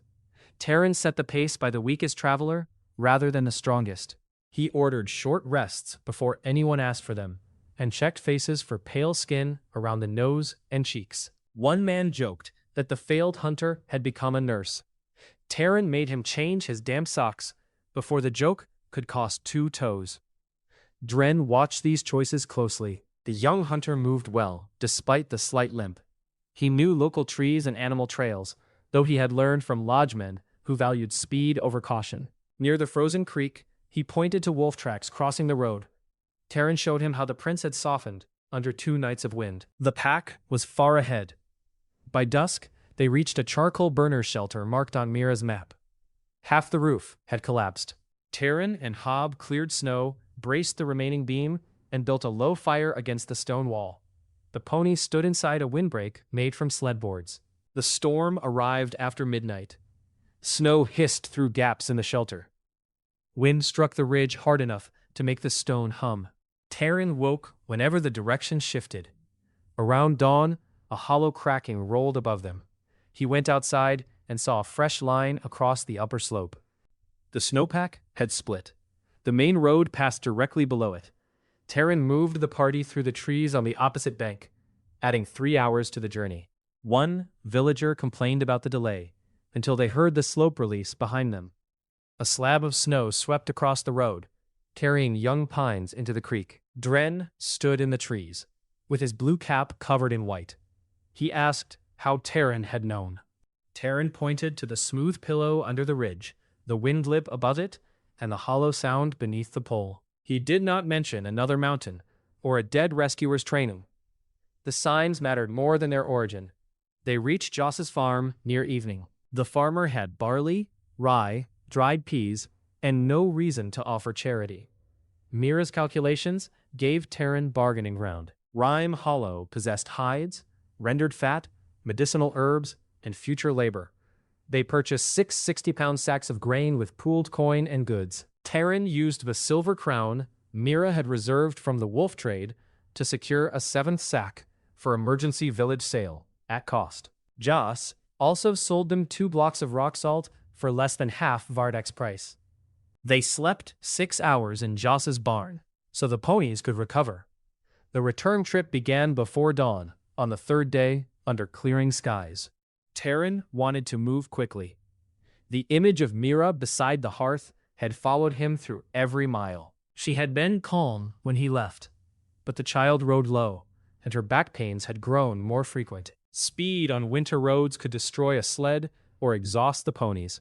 He kept the same measured pace. They reached the avalanche crossing late on the 3rd afternoon. The slide had buried the road beneath a field of broken snow. Trees lay tangled across the creek. Taren led the party high around it until his warning sense pulled toward a shallow depression near the edge. A scrap of red cloth moved beneath the surface. He dropped his pole and dug. Dren joined him. They uncovered a hand, then a man's face blew around the lips. The stranger wore a lodge coat. His right leg lay twisted under a branch. Brock emerged from the trees 50 paces uphill, dragging a second injured hunter on a cloak. He had taken 3 men to inspect a lodge trapline laid beside the only usable winter road through the pass. The slide struck them during the night. 1 hunter had died. Brock had spent hours moving the injured man and could not reach the one under the branch. The trapped hunter was Savil's younger cousin, a boy of 17. Time pressed from 2 directions. Mira waited in Rime Hollow. The storm could return. Saving the boy required unloading part of the sled, cutting the branch, warming him, and carrying him over the ridge. The local Taren remembered the silver fox hunt. Vardik had ordered the party to leave Dren beneath a lean shelter, because continuing meant keeping a valuable trail. Taren had refused. That choice had cost him his place. Dren looked at the buried boy, and then at Taren. "We take him," Taren said. No one argued. They used a sled rail as a lever and cut the trapped leg free. The boy stopped breathing while they lifted him. Taren cleared ice from his mouth, forced air into his lungs, and rubbed the center of his chest until a weak cough came back. They wrapped him in the spare wolf hide, placed warm stones near his armpits and groin, and tied the injured leg between straight boards. Brock watched every step. Exhaustion had stripped the usual challenge from his face. The party split the grain loads between both sleds. Men walked without packs to make space for the injured. They made one short camp behind a creek bank, kept both patients warm through the night, and resumed at first light. They reached Rime Hollow after nightfall on the 4th day. The eastern road was full of lanterns. Oren met them at the first house. Snow had frozen in his gray braids. He told Taren that Mira's labor had started that morning. Taren ran. The wolf gift filled his lungs. Fox quickness guided his feet around buried stones. The village blurred past in dark walls and lantern light. He reached the house and found the door barred from inside. A woman's sharp voice ordered him to remove his snowy coat before entering. Midwife Elka had a silver bun, thick forearms, and a purple coat thrown over her nightdress. She opened the door just far enough to inspect him, then dragged him inside by the sleeve. Mira lay on the bed with her copper hair loose across the pillow. Sweat darkened the strands near her face. Her amber eyes found him at once. Taren crossed the room and took her hand. She squeezed hard enough to test the boar's gift. "You took your time," she said. Another pain moved through her. Her body tightened. Elka ordered Taren to support Mira's shoulders and stop looking as though he planned to fight childbirth with a knife. The night narrowed to tasks. Heat water, hold the cup, replace the cloth. Keep Mira upright when Elka said upright. Let her rest when the pain released. Taren had carried bleeding climbers through storms, yet nothing in either life prepared him for the helplessness of watching Mira work through each contraction. She rarely cried out. Her fingers gripped his wrist. Between pains, she asked about the grain. Taren told her all 7 sacks had arrived, and that he had bought salt. Mira nodded, as if checking off a line in her ledger. Near dawn, the child came with a furious voice. Elka lifted a small, red-faced girl and wrapped her in linen. The baby kicked free of the first cloth, clenched both fists, and cried at the ceiling beams. Mira began laughing. The sound broke into tears halfway through. Taren sat beside her, with the child against his chest. A thin cap of dark hair covered the baby's head. One pale streak showed above the left temple. Mira touched it with one finger. They named her Iva, after Mira's mother. Elka's fee had been agreed in advance, as 6 pounds of boar meat and 1 measure of barley. Oren's herbs and follow-up visits were paid from Taren and Mira's recorded household share of the smokehouse income. Outside, Hob and the others unloaded grain into the old carpenter's barn. The 6 pooled sacks went to the households that had paid for them. Hob opened Taren's 7th 60-pound sack, in small emergency measures, at cost. It could not feed the whole village for winter, but the posted price prevented Vardak from naming any price he wished. Inside the eastern house, Taren watched Eva sleep against Mira's shoulder. He had returned with grain, saved a lodge hunter, and arrived in time to hear his daughter take her first breath. The room still leaked near the western wall. Smoke stained the rafters. The bed creaked whenever Mira shifted. It was the richest place he had ever known. For 6 days, Taren remained close to the house. He hunted only along nearby snare lines and slept in short stretches between checking the smokehouse and bringing water. Iva woke with astonishing force for something smaller than a loaf of bread. Mira recovered slowly, eating broth, liver, and barley cakes under Elka's orders. The new grain changed the village mood. The pooled households received their shares, while Hob sold the 7th sack in measured portions at the purchase price plus the actual cost of transport. Mira kept the figures. People could see where every copper went. Vardak's store lowered its price the next morning. The lodge master claimed generosity. No one thanked him. His promised hearing for the smokehouse attack had already ended while Taren was away. 2 lodge elders called the oil jar circumstantial, fined Saville 1 copper for trespass, and returned him to the road. Hob kept the knife, the strip of yellow cloth, and the stamped clay as evidence. Dren came to the eastern house with a carved cradle rail. He had made it badly. One end leaned. Mira accepted it and asked him to repair the other side before Eva learned to roll. Dren stayed through the afternoon, planing the wood under Hob's direction. Dren kept both hands on the crooked cradle rail. "I saw Saville plant the pelt," he said. "I watched him do it, and I said nothing." Vardak had wanted the pelt because a southern officer promised 3 silver crowns for it. When Dren fell and tore his knee, Vardak ordered the others to continue. Taren carried him back. Later, Saville planted a small pelt bundle in Taren's pack and accused him of stealing from the lodge stores. Dren had seen Saville do it. His mother owed the lodge for winter grain. His younger brothers worked in its smokehouse. Vardak told him that speaking would leave all 3 without food. Taren listened while fitting a new broadhead to a shaft. He asked what Dren planned to do now. The young hunter looked toward the cradle. He said he would speak when it could change something rather than merely ruin his own family. Taren accepted that answer. Courage without timing could become another form of waste. He told Dren to gather proof of the lodge accounts and watch where Vardak moved supplies. The chance came sooner than expected.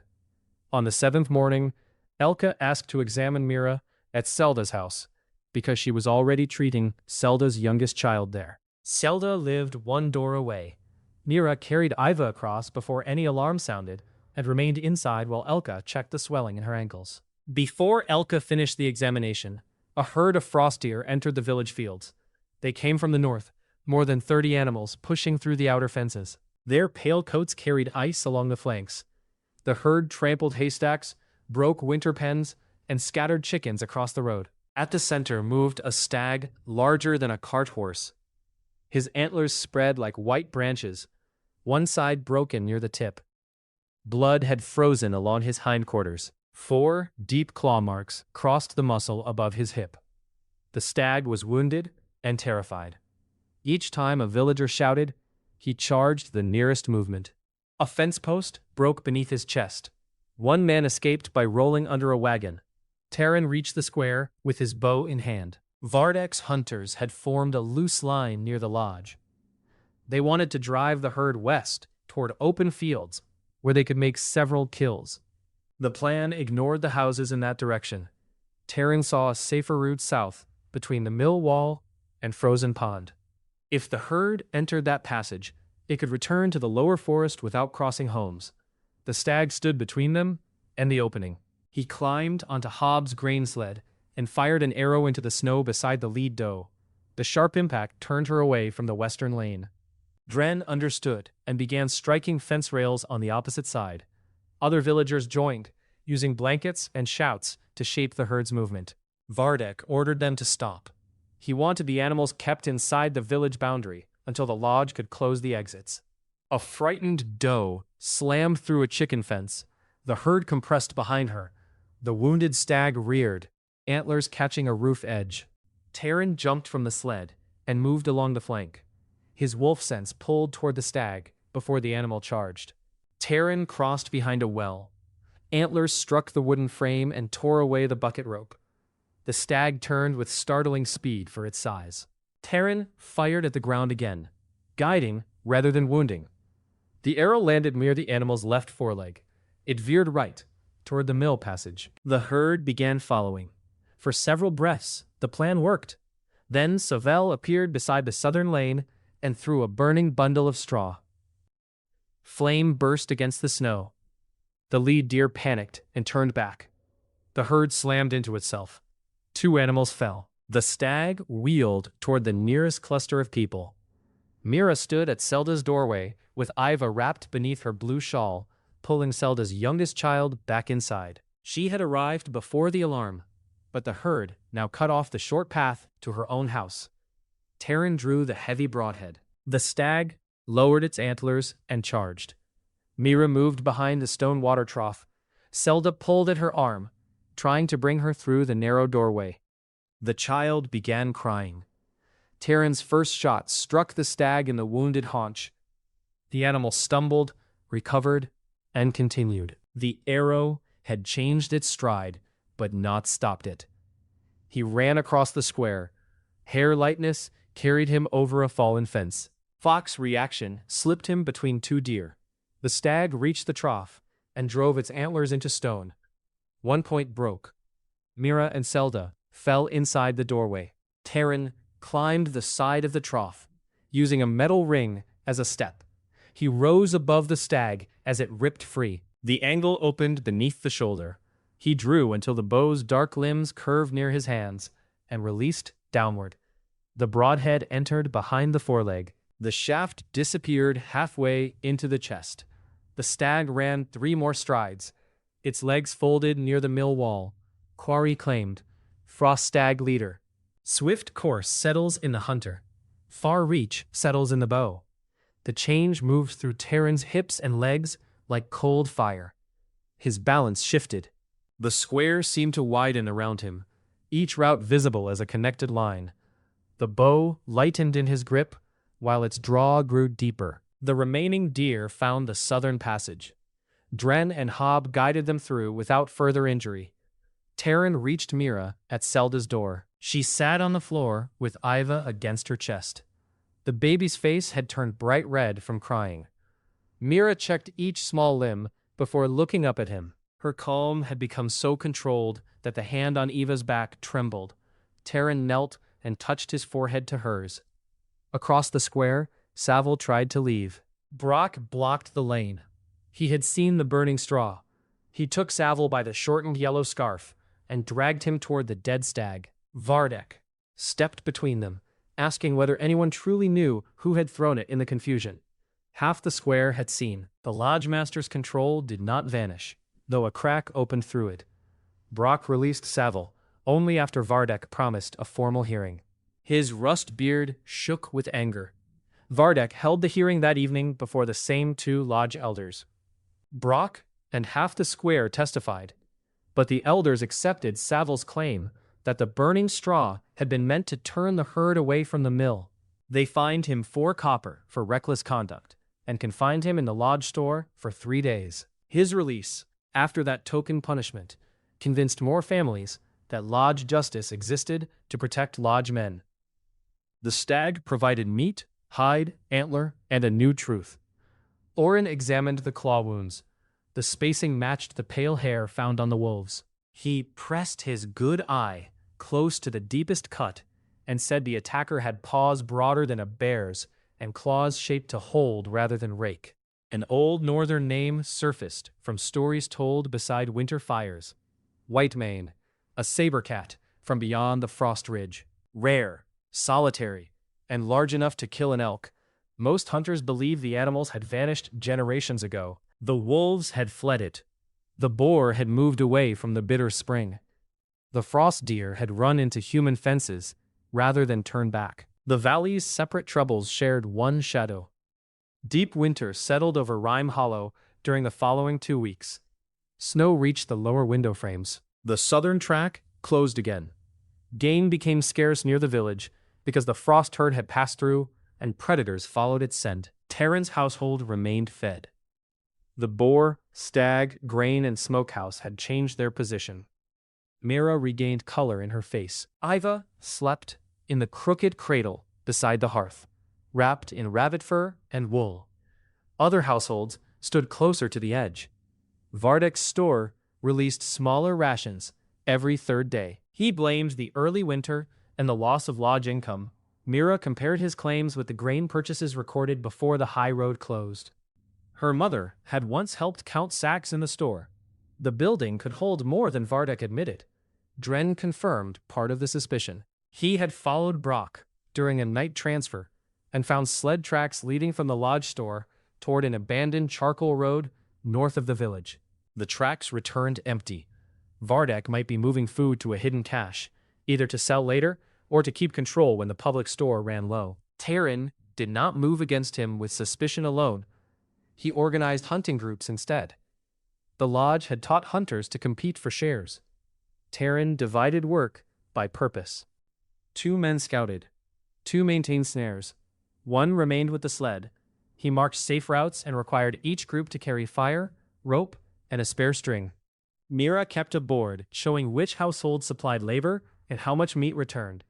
The first group took 6 hares and 3 grouse. The second found a wounded doe near the lower creek. Taren joined the third and killed 2 lean wolves that had been following a woodcutter. Each quarry added small strength. More important, each trip brought people home alive. Brock attended 1 planning meeting without Vardek. He stood in the doorway, boar tusk earring touching his beard, and criticized the route marks. Taren handed him the charcoal and told him to correct them. Brock added a creek crossing that stayed open under deep snow. Afterward, he left without accepting food. The lodgemaster noticed his absence. Vardek called a village gathering in the central hall. He wore his russet fox mantle and stood beneath the antler beams as though the building belonged to his bloodline. He accused Taren of dividing the village, stealing lodge trade, and placing untrained people in danger. Taren brought Mira's boards. The records showed every hunt, every share, every injury, and every payment. People could read their own marks, even if they could not read words. The widow Selda had contributed 3 days of firewatch and received exactly the meat listed. Hob had supplied the sled and received grain transport fees agreed before departure. Vardek called the marks childish. Mira asked to see the lodge ledger. The hall became quiet. Vardek said lodge records were private because traders' contracts required discretion. Mira replied that village grain purchased with household shares did not belong to private contracts. A baker asked how many sacks remained. A shepherd asked why his ration had been cut after he used Taren's smokehouse. Questions moved across the room faster than Vardek could answer. He regained control by opening 2 store bins and distributing an extra measure of barley to each family present. Hunger softened the meeting. People took the grain. Taren watched the store workers carry it out. The sacks bore old mill stamps. None came from the most recent shipment. Vardek still had reserves. That night, Dren arrived at Taren's house with a strip of waxed cloth. Inside lay a copied page from the lodge ledger. Dren's younger brother worked as a cleaner and had pressed charcoal over the writing while the book sat unattended. The numbers were incomplete, yet 1 line mattered. 12 sacks of barley and 6 barrels of smoked meat had been marked as spoilage and removed from the public store. No spoiled food had been burned or buried. The charcoal road tracks could lead to it. Taren planned to inspect the road at dawn.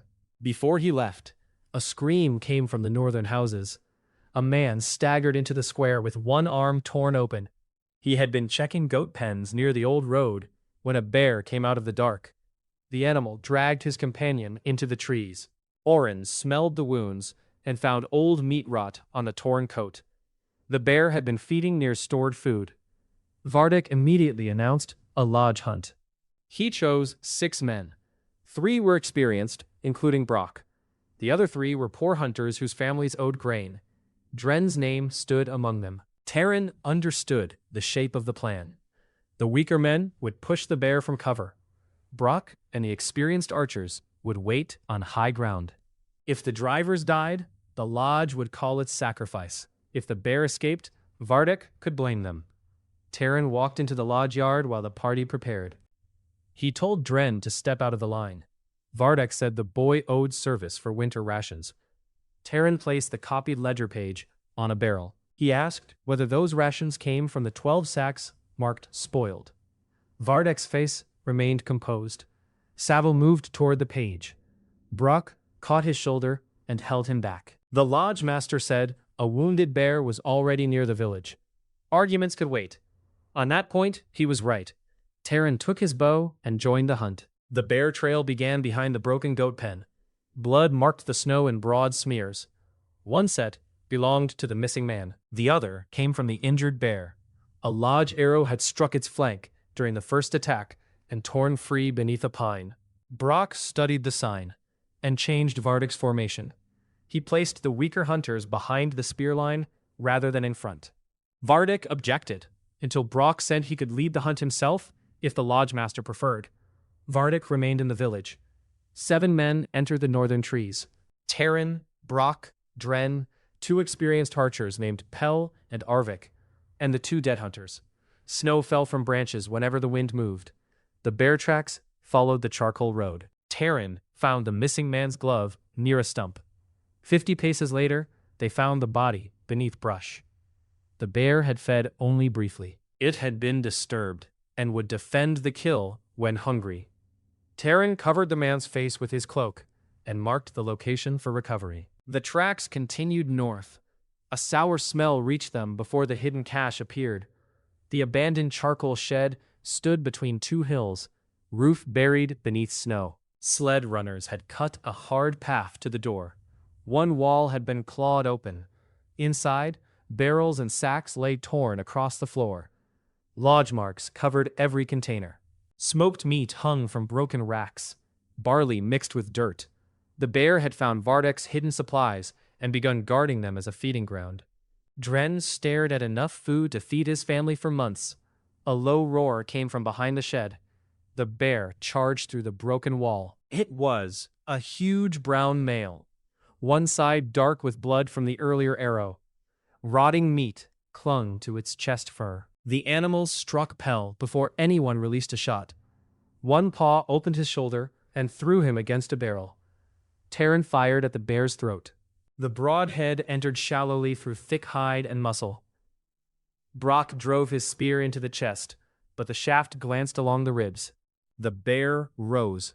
Its head nearly touched the roof beam. It swatted the spear aside and came down toward Brock. Taren seized the back of Brock's coat and pulled. Claws struck the snow where his legs had been. The dead hunters ran toward the road. Dren stayed with Pell. He dragged the injured archer behind a stack of barrels, while Arvik fired twice. One arrow buried in the shoulder. The other struck the jaw and snapped. The bear turned toward Dren. Taren moved between them and shouted. The animal charged him through the narrow shed. He fired into the open mouth. The arrow struck the upper palate but failed to reach the brain, deflecting against bone. The bear's head snapped sideways. Its shoulder hit Taren and drove him through a rack. Wood broke across his back. The impact emptied his lungs. The bear followed, jaws closing near his boot. Taren kicked the wounded snout and rolled beneath a hanging beam. The bear tore the beam down. Part of the roof sagged, spilling snow into the shed. Brock recovered his spear. He stabbed into the animal's flank and twisted. The bear turned on him again. Outside, Taren called. The shed gave the bear too much cover and trapped the men around stored food. Outside, the charcoal pit offered a slope and frozen trench. Dren and Arvik pulled Pell through the rear opening. Brock backed away with the spear held across his body. Taren struck a barrel with his knife, making the bear turn, then moved toward the opposite door. The animal chose him. He ran into the snow. The old charcoal pit lay 30 paces downhill, a broad bowl cut into earth. Its center held a frozen mound of ash and water. Taren crossed along the rim, The bear followed at a heavy gallop, wounded yet fast enough to close the distance. Taren's warning sense pulled left. He changed direction as one paw swept past his back. Claws caught the edge of his coat and spun him. He fell on the slope, bow sliding from his hand. The bear climbed over him. Taren caught a broken charcoal rake from the snow and jammed the handle crosswise into its mouth. Teeth crushed the wood. Hot breath washed across his face. He pushed with both arms, boar strength holding the jaws away for one terrible second. Brock drove the spear into the bear's side. The point entered behind the last rib. The animal twisted, snapping the rake.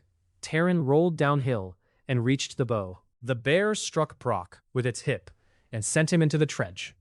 Then it began descending after him. Taren saw the bloodline along its left side. Brock's spear had opened the path behind the ribs, angling toward the heart. The weapon remained lodged, shaft rising from the fur. A direct arrow might drive it deeper. Taren set his last heavy broadhead and drew. The bear dropped into the trench. Brock lay against the far wall, with one leg bent beneath him. He held a knife in both hands, waiting for the jaws. Taren fired at the base of the spear shaft. The arrow struck the wood and split it. The impact drove the broken spearhead deeper into the chest. The bear roared and turned uphill. It climbed toward Taren, dragging one foreleg. Blood poured from its mouth. The wounds had become fatal. The animal still possessed enough strength to kill him before they mattered. Taren had no arrows left. He took 2 steps back and felt the edge of the charcoal pit beneath his heel. The bear came upward, head low.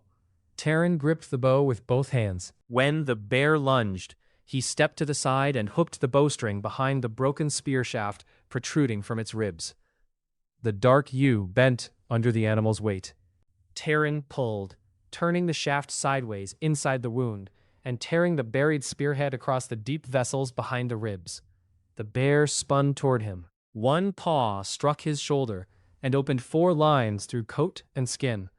Taren fell to one knee, but kept hold of the bow. Brock rose from the trench and drove his knife into the damaged side of the bear's neck. The animal reared, carrying him upward. Taren planted both feet and pulled the spear shaft again. The wound opened. Blood rushed down the bear's chest. Its forelegs struck the ground. The massive head swung once toward Taren. The eyes had lost focus. The bear took one step, then another, and collapsed at the pit's edge. Corey claimed, "Man-eating brown bear. Great vitality settles in the hunter. Crushing force settles in the bow." Heat flooded Taren so fiercely that his vision whitened. Torn skin tightened around the shoulder wound. The injury remained open, yet bleeding slowed. Strength gathered through his chest and back, deeper than the boar's gift. The bow's limbs thickened by a fraction, dark grain winding through them like frozen smoke. Taren sat in the snow until the world steadied. Brock lay beside the bear, breathing hard. His rust beard was black with blood. He looked at the hidden shed. Vardek sent us to die beside food he swore did not exist. Dren walked down from the ridge. Pell leaned on Arvik behind him, shoulder bound. The young hunter removed his blue cap. Snow caught in his sandy curls. "I will speak," he said. The lodge's control had survived anger, hunger, and suspicion. It would not survive the bear. They returned to Rime Hollow with the dead man, the wounded hunters, and 2 sleds of hidden food. No speech was needed at first. People recognized lodge marks on the barrels. They recognized grain sacks that Vardek had declared spoiled. The procession crossed the village square at walking pace, while families came out of houses and joined behind it. Mira waited outside the eastern house with Iva beneath her blue shawl. Her gaze found the claw cuts on Taren's shoulder, then moved to the loaded sleds. She understood the order of danger and proof without asking. Orin treated the wounded in the meeting hall. Pell's shoulder would heal if fever stayed away. Brock's leg was bruised rather than broken. Taren's new vitality had already closed the worst bleeding along his shoulder, though Orin stitched the skin and warned him that magical stubbornness still gathered infection. By evening, The hall was full. Vardek stood near the hearth, with Savil behind him. The russet fox mantle remained on his shoulders, carefully brushed. He claimed the hidden cache had been established to protect emergency stores from fire and theft. The spoilage marks were accounting measures used to keep traders from demanding contracted shares. Mira placed the copied ledger page on the table. Then, Dren set the original book beside it. His younger brother had taken it from the store office while the village watched the bear sleds arrive. As a cleaner, he carried the key to the ash bins, and the clerks had left the inner office unlatched when they ran outside to see the procession. The figures told a cleaner story than Vardek. Food removed as spoilage had later been entered as private lodge stock. Salt purchased with village money had been sold back at twice its cost. Hunters who died during winter drives remained listed as owing equipment fees, allowing the lodge to take meat from their families. Mira read each entry aloud in a steady voice. Vardek tried to interrupt. Hob moved between him and the table. Zelda stood beside Hob with both hands around a broom handle. One by one, people gave their marks and described what they had lost. Dren spoke last. He told the hall about the silver fox hunt. He described his injured knee, Taren carrying him through the storm, Savil placing the pelt bundle, and Vardek threatening his family. Brock rose from the bench where Oren had wrapped his leg. He said he had seen Savil throw burning straw during the frost herd panic. He had also seen Vardek choose debt hunters to drive the bear from cover. Vardek looked at his strongest man as though the betrayal hurt more than the ledger. He reminded Brock, who had fed him after his father died. Brock touched the boar tusk in his ear. He said Vardek had fed him, trained him, and used that debt until it became a leash. Then he pulled the tusk free and placed it on the table. Savil moved toward the back door. Taren's warning sense turned before the man reached it. He saw one hand disappear beneath the shortened yellow scarf. Stop him, Savil threw a clay lamp into the store records stacked near the wall. Oil burst across the boards. Flame climbed the dry paper. People surged toward the doors. Taren seized the water bucket beside the hearth and emptied it over the nearest fire. Hob pulled a wool blanket from the bench and beat at the boards. Mira thrust Iva into Zelda's arms, grabbed the grain tally board, and used its flat side to smother burning pages before they scattered. Savil ran through the kitchen. Dren followed. The chase crossed the rear yard toward the lodge smokehouse. Savil kicked over a stack of kindling and slipped between two sheds. Dren's injured leg slowed him. Taren passed the young hunter, using the frost stag's speed to cross snow that dragged at other men's knees. Savil reached the smokehouse ladder. He climbed to the roof and pulled a second oil jar from beneath the chimney cap. He had prepared more than one fire. Taren took the ladder 3 rungs at a time. Savil swung the jar at his head. Taren caught the wrist, yet oil spilled across both coats. The two men struggled on the steep roof. Savil's boot slipped. He grabbed the chimney and tore loose a capstone. Taren could have let him fall. The drop ended on a rack of iron hooks. He caught Savil by the shortened yellow scarf. The cloth tightened around the man's throat. Taren planted one knee against the roof and hauled him back onto the shingles. Savil clawed at the scarf, choking. "You should have let me fall," he gasped. "You will answer while breathing." Taren dragged him down the ladder. The hall fire was extinguished. Several records had burned at the edges, though Mira and Hobbs saved the main ledger. Vardek remained beside the table. His fox mantle smelled of smoke. The village had no prison, and no lord close enough to settle the matter before spring. The households dismissed Vardek's appointed lodge council and reformed it that night as a village council. Each home received one voice. They stripped Vardek of control, locked the store office, and placed the keys with 3 people from different families. Savil was confined in the empty tannery under rotating guard. Vardek would remain in the lodge rooms under watch until the southern road opened, then be sent to the valley magistrate with the ledgers and witnesses. Taren was offered Vardek's place. He refused. The lodge had failed because one man controlled hunting trade, salt, and punishment. Replacing the man, while keeping the structure, would teach nothing. Mira proposed a simpler arrangement. Hunters would own their kills after contributing a fixed share to village emergency stores. Smokehouses would charge posted fees. 3 elected keepers would count grain. Traders could buy from anyone. The council accepted after arguing until dawn. The first open store ration went to the family of the man killed by the bear. The second went to Savil's mother. Some people objected. Mira answered that punishment belonged to the guilty person. Hunger spread guilt to children who had made no choice. Taren watched Vardek hear the decision. The former lodgemaster lowered his eyes for the first time. The village had taken away more than his title. It had rejected the idea that fear was the same as order. The next morning, the 3 keykeepers opened the lodge room where confiscated equipment had been stored. Taren recovered his snowshoes, spare quiver, iron trap chain, and 3 broadheads. His better winter coat had already been sold. The council entered its value as a claim against Vardek's private property. Taren kept the snowshoes and placed the remaining equipment on the common hunting rack. 2 days later, Taren led a recovery party to the hidden shed. They moved every usable sack and barrel into public storage. The spoiled meat was burned. The bear hide required 8 men to carry and covered most of the meeting hall floor.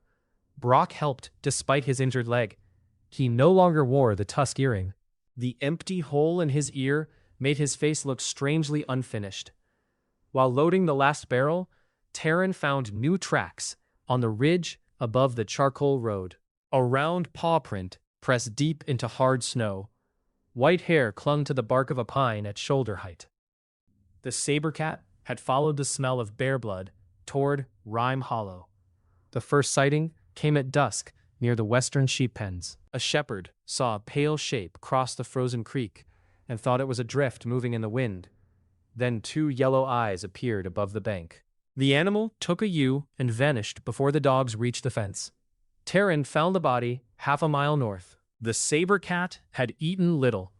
It had killed with 1 bite behind the skull and carried the ewe through snow that reached Taren's thighs. Its prints formed a straight line toward the deep pines. He did not follow after dark. Instead, he studied the attack. Whitemane had approached downwind, crossed the creek where ice muffled its weight, and waited in a hollow beneath the fence. It chose the outer ewe, killed silently, and left before dogs could surround it. The animal understood human boundaries after a single visit. Taren called a village meeting. He used charcoal to draw Rime Hollow in the meeting hall ash. Houses clustered along the central road. The hunting lodge and store stood near the middle. The eastern edge held his house and smokehouse. The forest pressed close from north and east. People wanted a wall. They lacked timber, time, and enough strong backs. Taren planned layers instead. Livestock moved into 3 central barns. Outer fences received hanging bells made from pots, bones, and scrap metal. Narrow lanes between houses were blocked with sleds after dark. Archers took roof positions in pairs. Children and the injured would gather in the stone mill if the warning bell rang. Mira organized food, blankets, and water inside the mill. She assigned each family a place, so panic would not jam the door. Orin prepared bandages and fire pots. Brock trained woodcutters to hold spears behind barriers, rather than chase the cat into open ground. They followed the predator's route for 3 days, never closing enough for a shot. Whitemane moved mostly at dawn and dusk. It slept on rocky shelves, avoided deep drifts, and circled anything unfamiliar. Once, Taren found his own previous footprint covered by the cat's print. It had been following him. The tracks revealed its size. From nose to tail, the beast would stretch longer than 2 men lying head to foot. Its weight pressed through crust that held a deer. Pale hair found on trees had black tips. Orin's stories described a mane around the neck and shoulders, thick enough to turn claws and light arrows. Orin said the oldest saber cat survived by learning fences, traps, and the habits of hunters. Reports from charcoal burners beyond the frost ridge also described an ice crust that had sealed northern grazing grounds and driven elk south. Whitemane had likely followed the emptying herds into the valley. Taren made 6 new shafts from the densest ash Hob possessed. The smith forged long heads with narrow reinforced points. Each arrow weighed nearly twice a deer shaft. Before the bear, Taren could not have drawn the bow with such weight. Now, the dark yew threw them through 2 stacked hide shields at 40 paces. The bow had become almost black. Thin silver lines ran along its limbs where grain caught the light, matching the lock in Taren's hair. The old leather grip remained. He refused to replace it, because Mira had repaired the wrapping during their first winter together. On the 4th evening, Whitemane tested the village. The western bells rang once. Taren reached the nearest roof and saw a pale back moving behind the empty sheep fence. The beast was enormous. A mane of white and gray hair covered its shoulders. 2 upper fangs curved below the jaw, even when its mouth was closed. Its tail dragged low through the snow. It looked toward the roof. Yellow eyes found Taren at 50 paces. He drew a heavy arrow. Whitemane did not run. It stepped behind a fence post, placing the narrow timber between its chest and the bow. The cover could not stop an arrow, yet the choice revealed thought. Taren aimed behind the shoulder and released. The saber cat moved at the sound of the string. It twisted sideways. The arrow cut through the mane and struck the upper foreleg instead of the chest. Whitemane roared, a deep sound that shook snow from roofs. Then it charged the village, not toward Taren, toward the opposite lane, where Dren and 2 woodcutters stood behind a sled barrier. The animal crossed 50 paces before Taren could set another arrow. It hit the sled with both forepaws. 1 woodcutter fell beneath it. Dren thrust his spear. The point entered the mane and bent. Whitemane swatted him across the lane. Taren fired from the roof. The second arrow struck the beast's flank at a shallow angle and cut a red line through pale fur. The cat turned upward, gathered itself, and leaped. Its forepaws caught the roof edge. Taren stepped back as claws tore through shingles. Whitemane pulled half its body onto the slope. The roof groaned beneath the weight. He drew at a distance of 3 paces. The cat's head rose. Its fangs opened around a dark tongue. Taren aimed into the mouth. A section of roof collapsed. Both hunter and beast dropped into the empty house below. Taren struck a table and rolled across the floor. Whitemane landed amid broken rafters, one hind leg still tangled in the roof. Dust and snow filled the room. He reached for the arrow that had fallen beside him. The warning at his skull drove him left. A paw smashed the floor where his chest had been. Claws cut through boards. Taren rolled beneath the table, kicked it into the cat's face, and moved toward the rear window. Whitemane tore free of the rafters. Blood from the leg wound marked its fur. The injury had slowed it little. Taren climbed through the window. The cat followed by breaking the entire frame from the wall. Brock waited outside with 3 spearmen behind a gate panel. At Taren's signal, they drove forward together. The panel struck Whitemane across the chest and pushed it sideways. Taren gained room to draw. He fired at the exposed ribs. The heavy arrow entered behind the shoulder, but only half the shaft disappeared.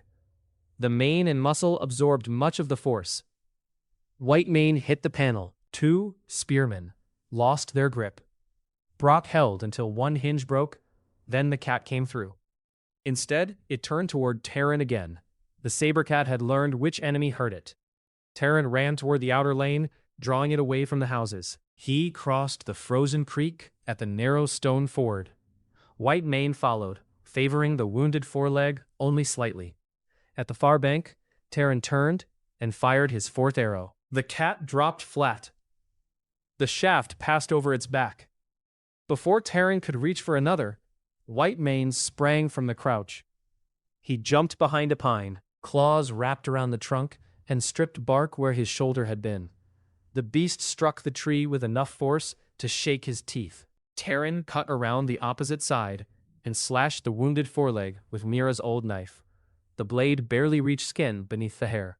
Whitemane twisted. Its tail struck him across the legs. He fell, and one forepaw pinned the lower limb of the bow to the snow. The cat lowered its head. Taren saw old scars around the muzzle, one blind patch near the left cheek, and broken tips on the lower fangs. This animal had survived many winters. It understood pain, traps, and the hesitation of prey. Taren drove both feet into its chest. Boar's strength moved the massive body of Fraction. That Fraction freed the bow. He rolled as the saber fang struck, one cutting through his coat near the shoulder. A burning pot shattered against the snow. Oren stood on the creek bank with another clay pot in his hands. Flames spread across resin and oil. White Mane recoiled from the sudden heat. Taren rose and drew his final arrow. The cat looked from him to the village barriers. It had taken 3 wounds and found a prepared defense. Hunger did not overcome experience. White Mane backed into the pines. Taren held the bow at full draw until the pale body vanished. He did not fire through branches and waste the shot. The village had survived the first test. White Mane had also learned its defenses. Dren's ribs were cracked. One woodcutter had a broken arm. The empty house had lost half its roof. Blood from the cat marked the creek, then disappeared among the trees after half a mile. Taren examined every drop. The deepest arrow had struck behind the shoulder, yet the angle was too shallow to reach the heart. White Mane favored the left foreleg. It would return after resting, driven by hunger and anger. The next storm was due within 2 days. Oren read it in the pressure, and Taren saw a high veil of ice cloud moving from the north. A whiteout would silence bells, bury barriers, and hide the cat until it reached a door. They needed to choose the battlefield before the storm chose it for them. North of Rime Hollow, the frozen creek passed through a narrow cut called Stone Throat. 2 rock walls leaned toward each other above the ice. Fallen pines choked most of the eastern entrance, leaving a crooked gap wide enough for one large animal. The western mouth opened into a small basin surrounded by steep slopes. In spring, floodwater filled the passage. In winter, it became a corridor wide enough for one wagon. Taren had crossed it while tracking the frost stag. White Mane used the same route between the northern ridge and village because deep snow closed easier paths. The terrain offered 3 advantages. The narrow entrance limited the cat's movement. The rock walls gave Taren height. The frozen creek beneath the snow contained pockets of weak ice where warm spring water entered from below. It also offered danger. Once inside, a man had only 2 exits. A storm could fill the cut within minutes. If White Mane avoided the weak ice or climbed the wall, the trap would fail with Taren inside it. They prepared for a day and a night. Hob built a heavy sled frame across the western mouth, leaving a gap that could be closed by pulling one rope. Brock and the woodcutters cut steps into the southern wall and trimmed the fallen pines until the eastern gap formed a controlled approach. Dren placed bait trails using bear fat and blood from the hidden cache. Oren packed resin fire pots into niches above the passage. Mira measured rope, food, and lamp oil from the mill shelter, refusing every suggestion that she remain uninvolved. She also noticed a flaw. Once the storm began, Hob, Brock, and Dren would remain at the western basin. Dren's cracked ribs were strapped tightly, and he would use a light hunting bow from the southern steppe rather than run the lure route. 6 spearmen would guard the mill. Arvik would wait behind the last eastern house with the bucket of bear blood. Every trap position would be occupied before the lure began, so no one would need to race Taren or the cat through the storm. The bait trail ended in the basin beyond Stone Throat. If White Mane followed the smell and saw the sled barrier, it might turn before entering. Mira suggested hanging a fresh carcass above the weak ice inside the cut, high enough that the cat would need to step into the center to reach it. They used one of the deer killed during the herd panic. Taren planned 3 shooting positions.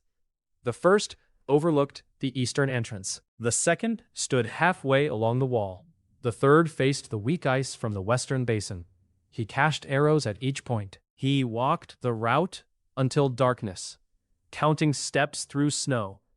Mira met him at the eastern house after midnight. Iva slept against her shoulder, one pale streak visible beneath the cap. The child had begun making small sounds in her sleep, as if arguing with dreams. Mira checked Taren's bowstring and the stitches on his shoulder. She asked how many arrows he had. 9 heavy, 6 ordinary. She placed a narrow offcut left from the first blue bow repair into his coat pocket. Taren recognized it by the hardened glue along one edge. Mira had kept the scrap in her sewing box after that first night. Mira said the bow had survived worse material than it wore now. The same should apply to its owner. The storm reached Rime Hollow before dawn. Wind erased the northern road. Snow struck shutters in handfuls. Before the families moved, Vardek and Savil were bound separately and transferred to a grain room inside the stone mill, secured by 3 store locks. Selda, Pela, and an older shepherd each held 1 key, while 2 men guarded the door throughout the storm. Families then moved to the mill, according to the plan. Archers took roofs while they could still see between houses. For 3 hours, nothing came.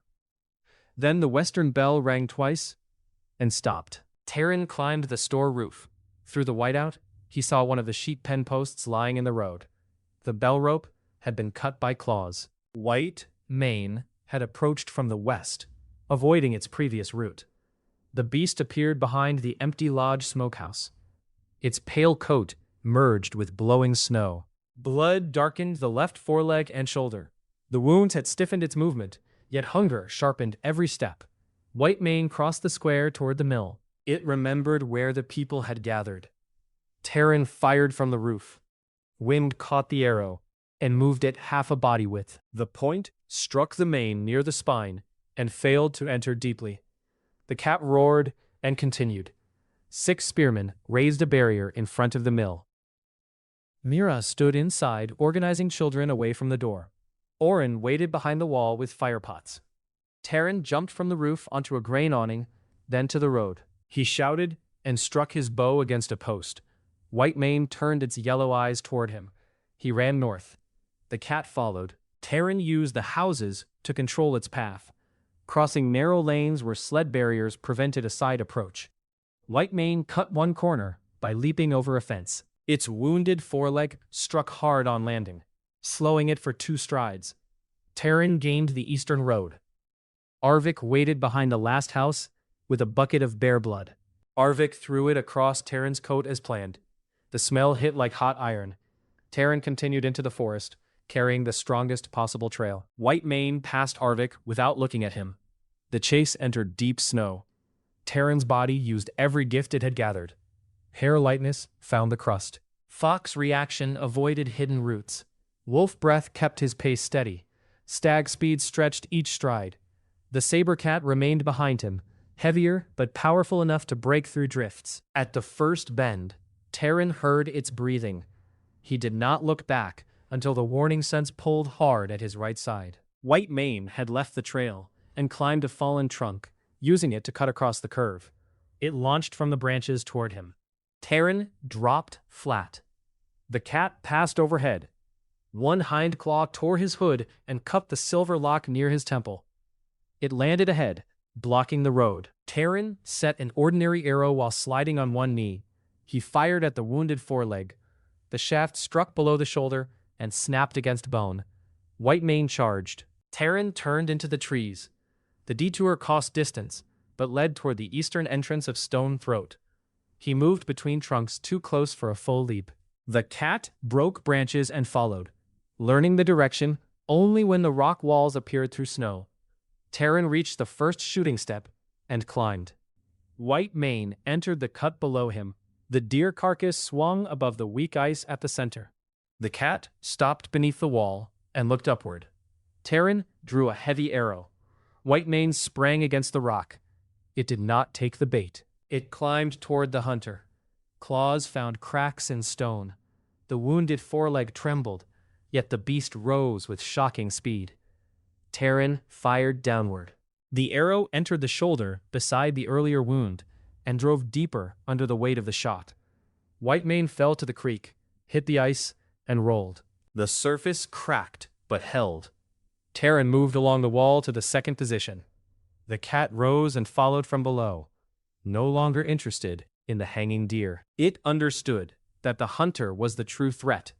He reached the middle shelf and found snow packed over his cached arrows. His fingers dug through it. The warning sense flared. Whitemane launched from the creek to a lower ledge, then from the ledge toward him. Taren found one arrow and turned. The cat struck the shelf before he could draw. Its chest hit his legs. Both slid toward the edge. Taren caught a rope anchored to the rock.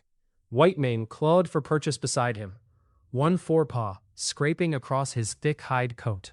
The shelf broke. They fell onto the frozen creek. Ice cracked beneath Whitemane's weight.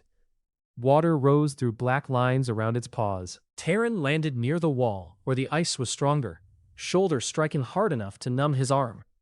The cat pulled one leg free and came toward him. Taren rolled beneath the hanging deer. He seized the carcass rope and cut it with his knife. The dead deer dropped onto Whitemane's back. The impact drove the cat through the weak ice.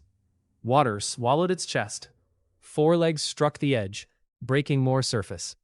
The current beneath the creek pulled at its hindquarters. Taren crawled away and reached for a heavy arrow lying near the wall. Whitemane roared and climbed. Its claws cut deep into ice. The deer carcass slid into the hole behind it. The beast dragged itself free with raw strength, soaked fur hanging dark beneath the white mane. The trap had slowed it. Cold would weaken it over minutes.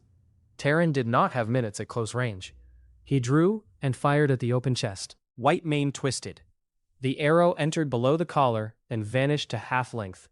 The cat stumbled, then rushed him with water streaming from its fur. Taren ran toward the western basin. The sled barrier stood ahead. Hob and Brock waited above it with ropes. Dren occupied the southern shooting step, despite his cracked ribs. Whitemane followed Taren out of Stone Throat. Hob pulled the gate rope. The sled frame dropped across the passage behind the cat, closing retreat. Brock released 2 resin pots from the wall. They shattered near the barrier, raising flame that turned the passage orange. Whitemane spun toward the fire, then back toward Taren. The basin enclosed them. Dren fired from the wall. His arrow struck the cat's back and remained shallow. A second arrow passed wide in the storm. Whitemane charged Taren across the basin. He fired one heavy shaft into the chest. The cat took the hit without stopping. Taren moved sideways, but the beast adjusted. One paw caught his ribs and threw him into the snow. The bear gift kept bones from breaking. Pain still emptied his vision. Whitemane stood over him. Blood ran from 4 arrows. Steam rose from soaked fur. Its yellow eyes remained focused. Taren pushed the bow between the saber fangs as the jaws closed. The dark yew bent against enormous force. One fang slid along the upper limb and cut his cheek. Taren held with both arms. Boar strength and bear vitality kept the bow between them, though his shoulders screamed. Whitemane shook its head. Taren left the ground, still gripping the bow. The cat flung him toward the basin wall. He struck stone and lost the weapon. The bow landed near the center. Whitemane turned toward it, then toward Taren. The animal had learned the weapon meant pain. It stepped onto the lower limb and pressed. Ordinary yew would have snapped. The evolved bow bent beneath the paw and held. Taren's hand found the blue cloth offcut in his pocket. It came from the same shawl edge Mira had used on the first repair, while both of them were hungry. He wrapped the cloth around his bleeding palm for grip and rose. Dren shouted from the wall. He fired at Whitemane's face. The arrow cut the blind patch near its left cheek. The cat turned upward. Taren ran. Stag speed carried him across the basin. He slid beneath the cat's shoulder, seized the bow, and rolled out from under the paw. Whitemane spun. One saber fang struck his coat and tore it from collar to chest. Taren reached the final arrow cache beneath a rock shelf. 2 heavy shafts remained. He set the first and drew, while Whitemane approached. The beast had slowed. Blood darkened the snow behind it. Its wounded foreleg dragged for half a step, then corrected. It still guarded the chest by angling the thick mane toward him. Taren aimed at the left eye. Whitemane shifted its head before release. The arrow struck the cheekbone and glanced away. One shaft remained. The cat gathered for a final leap. Taren's warning sense tightened. His clear sight held the target through blowing snow. Fox reaction steadied his fingers. Wolf breath emptied from his lungs. Boar strength drew the bow beyond any length he had attempted. Bear vitality kept his damaged shoulder from failing. Stag balance rooted both feet in the drift. Whitemane launched. Its chest disappeared behind the mane. The eyes narrowed. The mouth opened, saber fangs framing the dark roof within. Taren did not aim at the heart. He aimed where the animal's own leap removed every layer of protection. The string left his fingers. The heavy arrow entered through the open mouth, passed above the tongue, and drove into the base of the skull.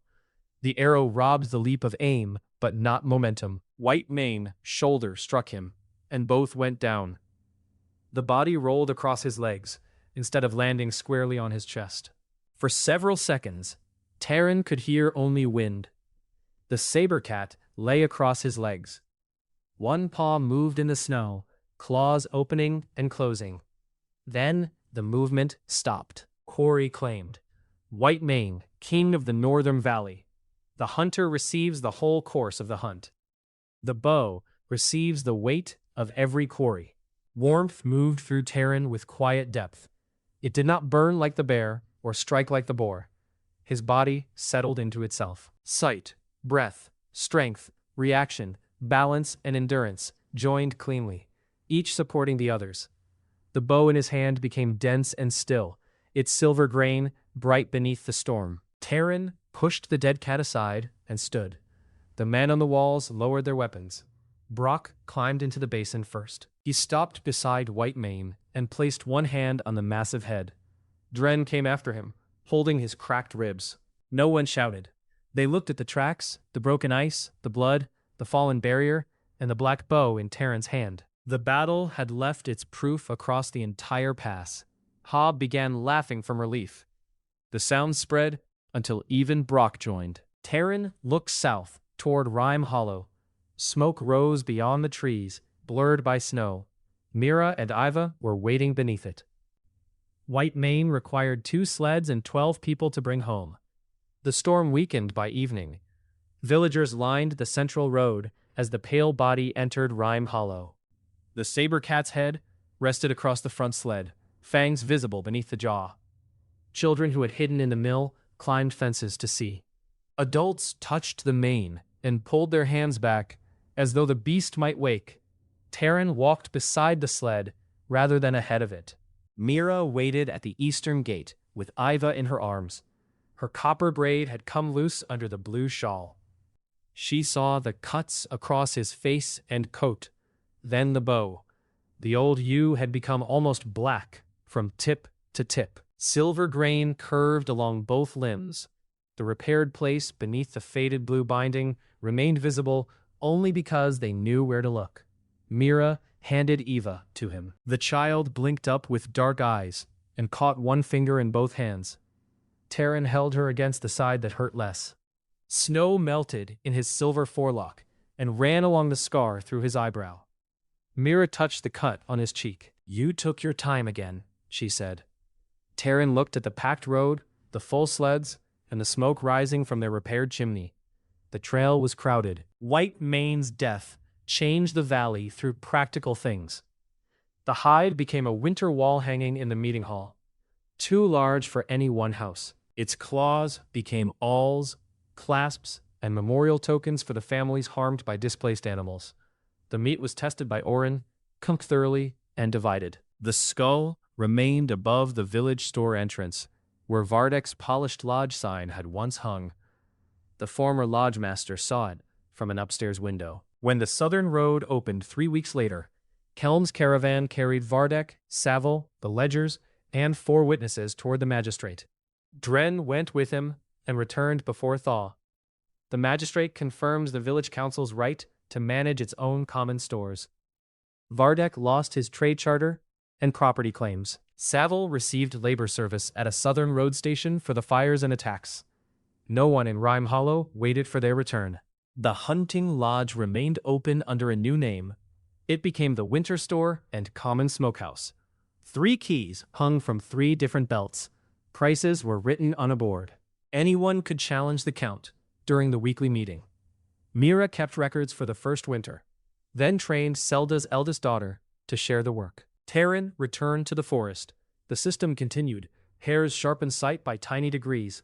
Martins refined his balance in trees and on ice. A second boar deepened strength, though its gift felt smaller than the black tusks. Every hunt left something in him, and the bow. Meat entered homes. Hides became clothing. Bones became handles, needles, glue, and arrow points. The stronger he became, the less he needed to prove it. Brock joined several hunts. He carried a spear and wore no replacement for the tusk earring. Dren grew into a patient tracker, especially good at reading wounded animals. Hob built sleds with wider runners after observing the grain expedition. Oren complained about everyone while keeping half the village alive with herbs. Their decisions continued shaping Rhyme Hollow long after the danger passed. By spring, Taren's house had a new roof and a stone foundation around the western wall. The smokehouse expanded to twice its size. A covered wood rack stood where the wolves had burned the old pile. Inside, shelves held flour, onions, dried peas, and jars of rendered fat. Smoked meat hung from the rafters. Folded hides filled a chest near the bed. Iva's cradle no longer leaned. Dren had rebuilt it 3 times until Mira approved. On the first clear morning after thaw, sunlight entered through the eastern shutter. Mira sat near the hearth, copper hair shining as she fed Eva. The dark blue shawl lay across the back of her chair. Their daughter had inherited Taren's pale lock and Mira's amber eyes. Taren stood outside splitting kindling. He wore a new gray hunting coat lined with wolf fur. The black bow hung on the wall, beside the door, too heavy now for most men in the village to draw. Its silver grain caught the morning light. At the start of winter, the wall had leaked. The bow had been cracked. The shelf had held half an onion and a fistful of barley. Now the house smelled of bread and wood smoke. Mira opened the door and told him the snares would not check themselves. Taren set down the axe. He lifted the bow from its peg and tested the string. The note was low and clean. At the edge of the yard, small tracks crossed the last patch of snow. A hare had passed during the night and entered the pines. Taren followed at an easy pace. He hunted because the forest fed his family, because his hands knew the work, and because every trail still asked a question worth answering. Behind him, smoke rose from a warm house into the bright northern sky.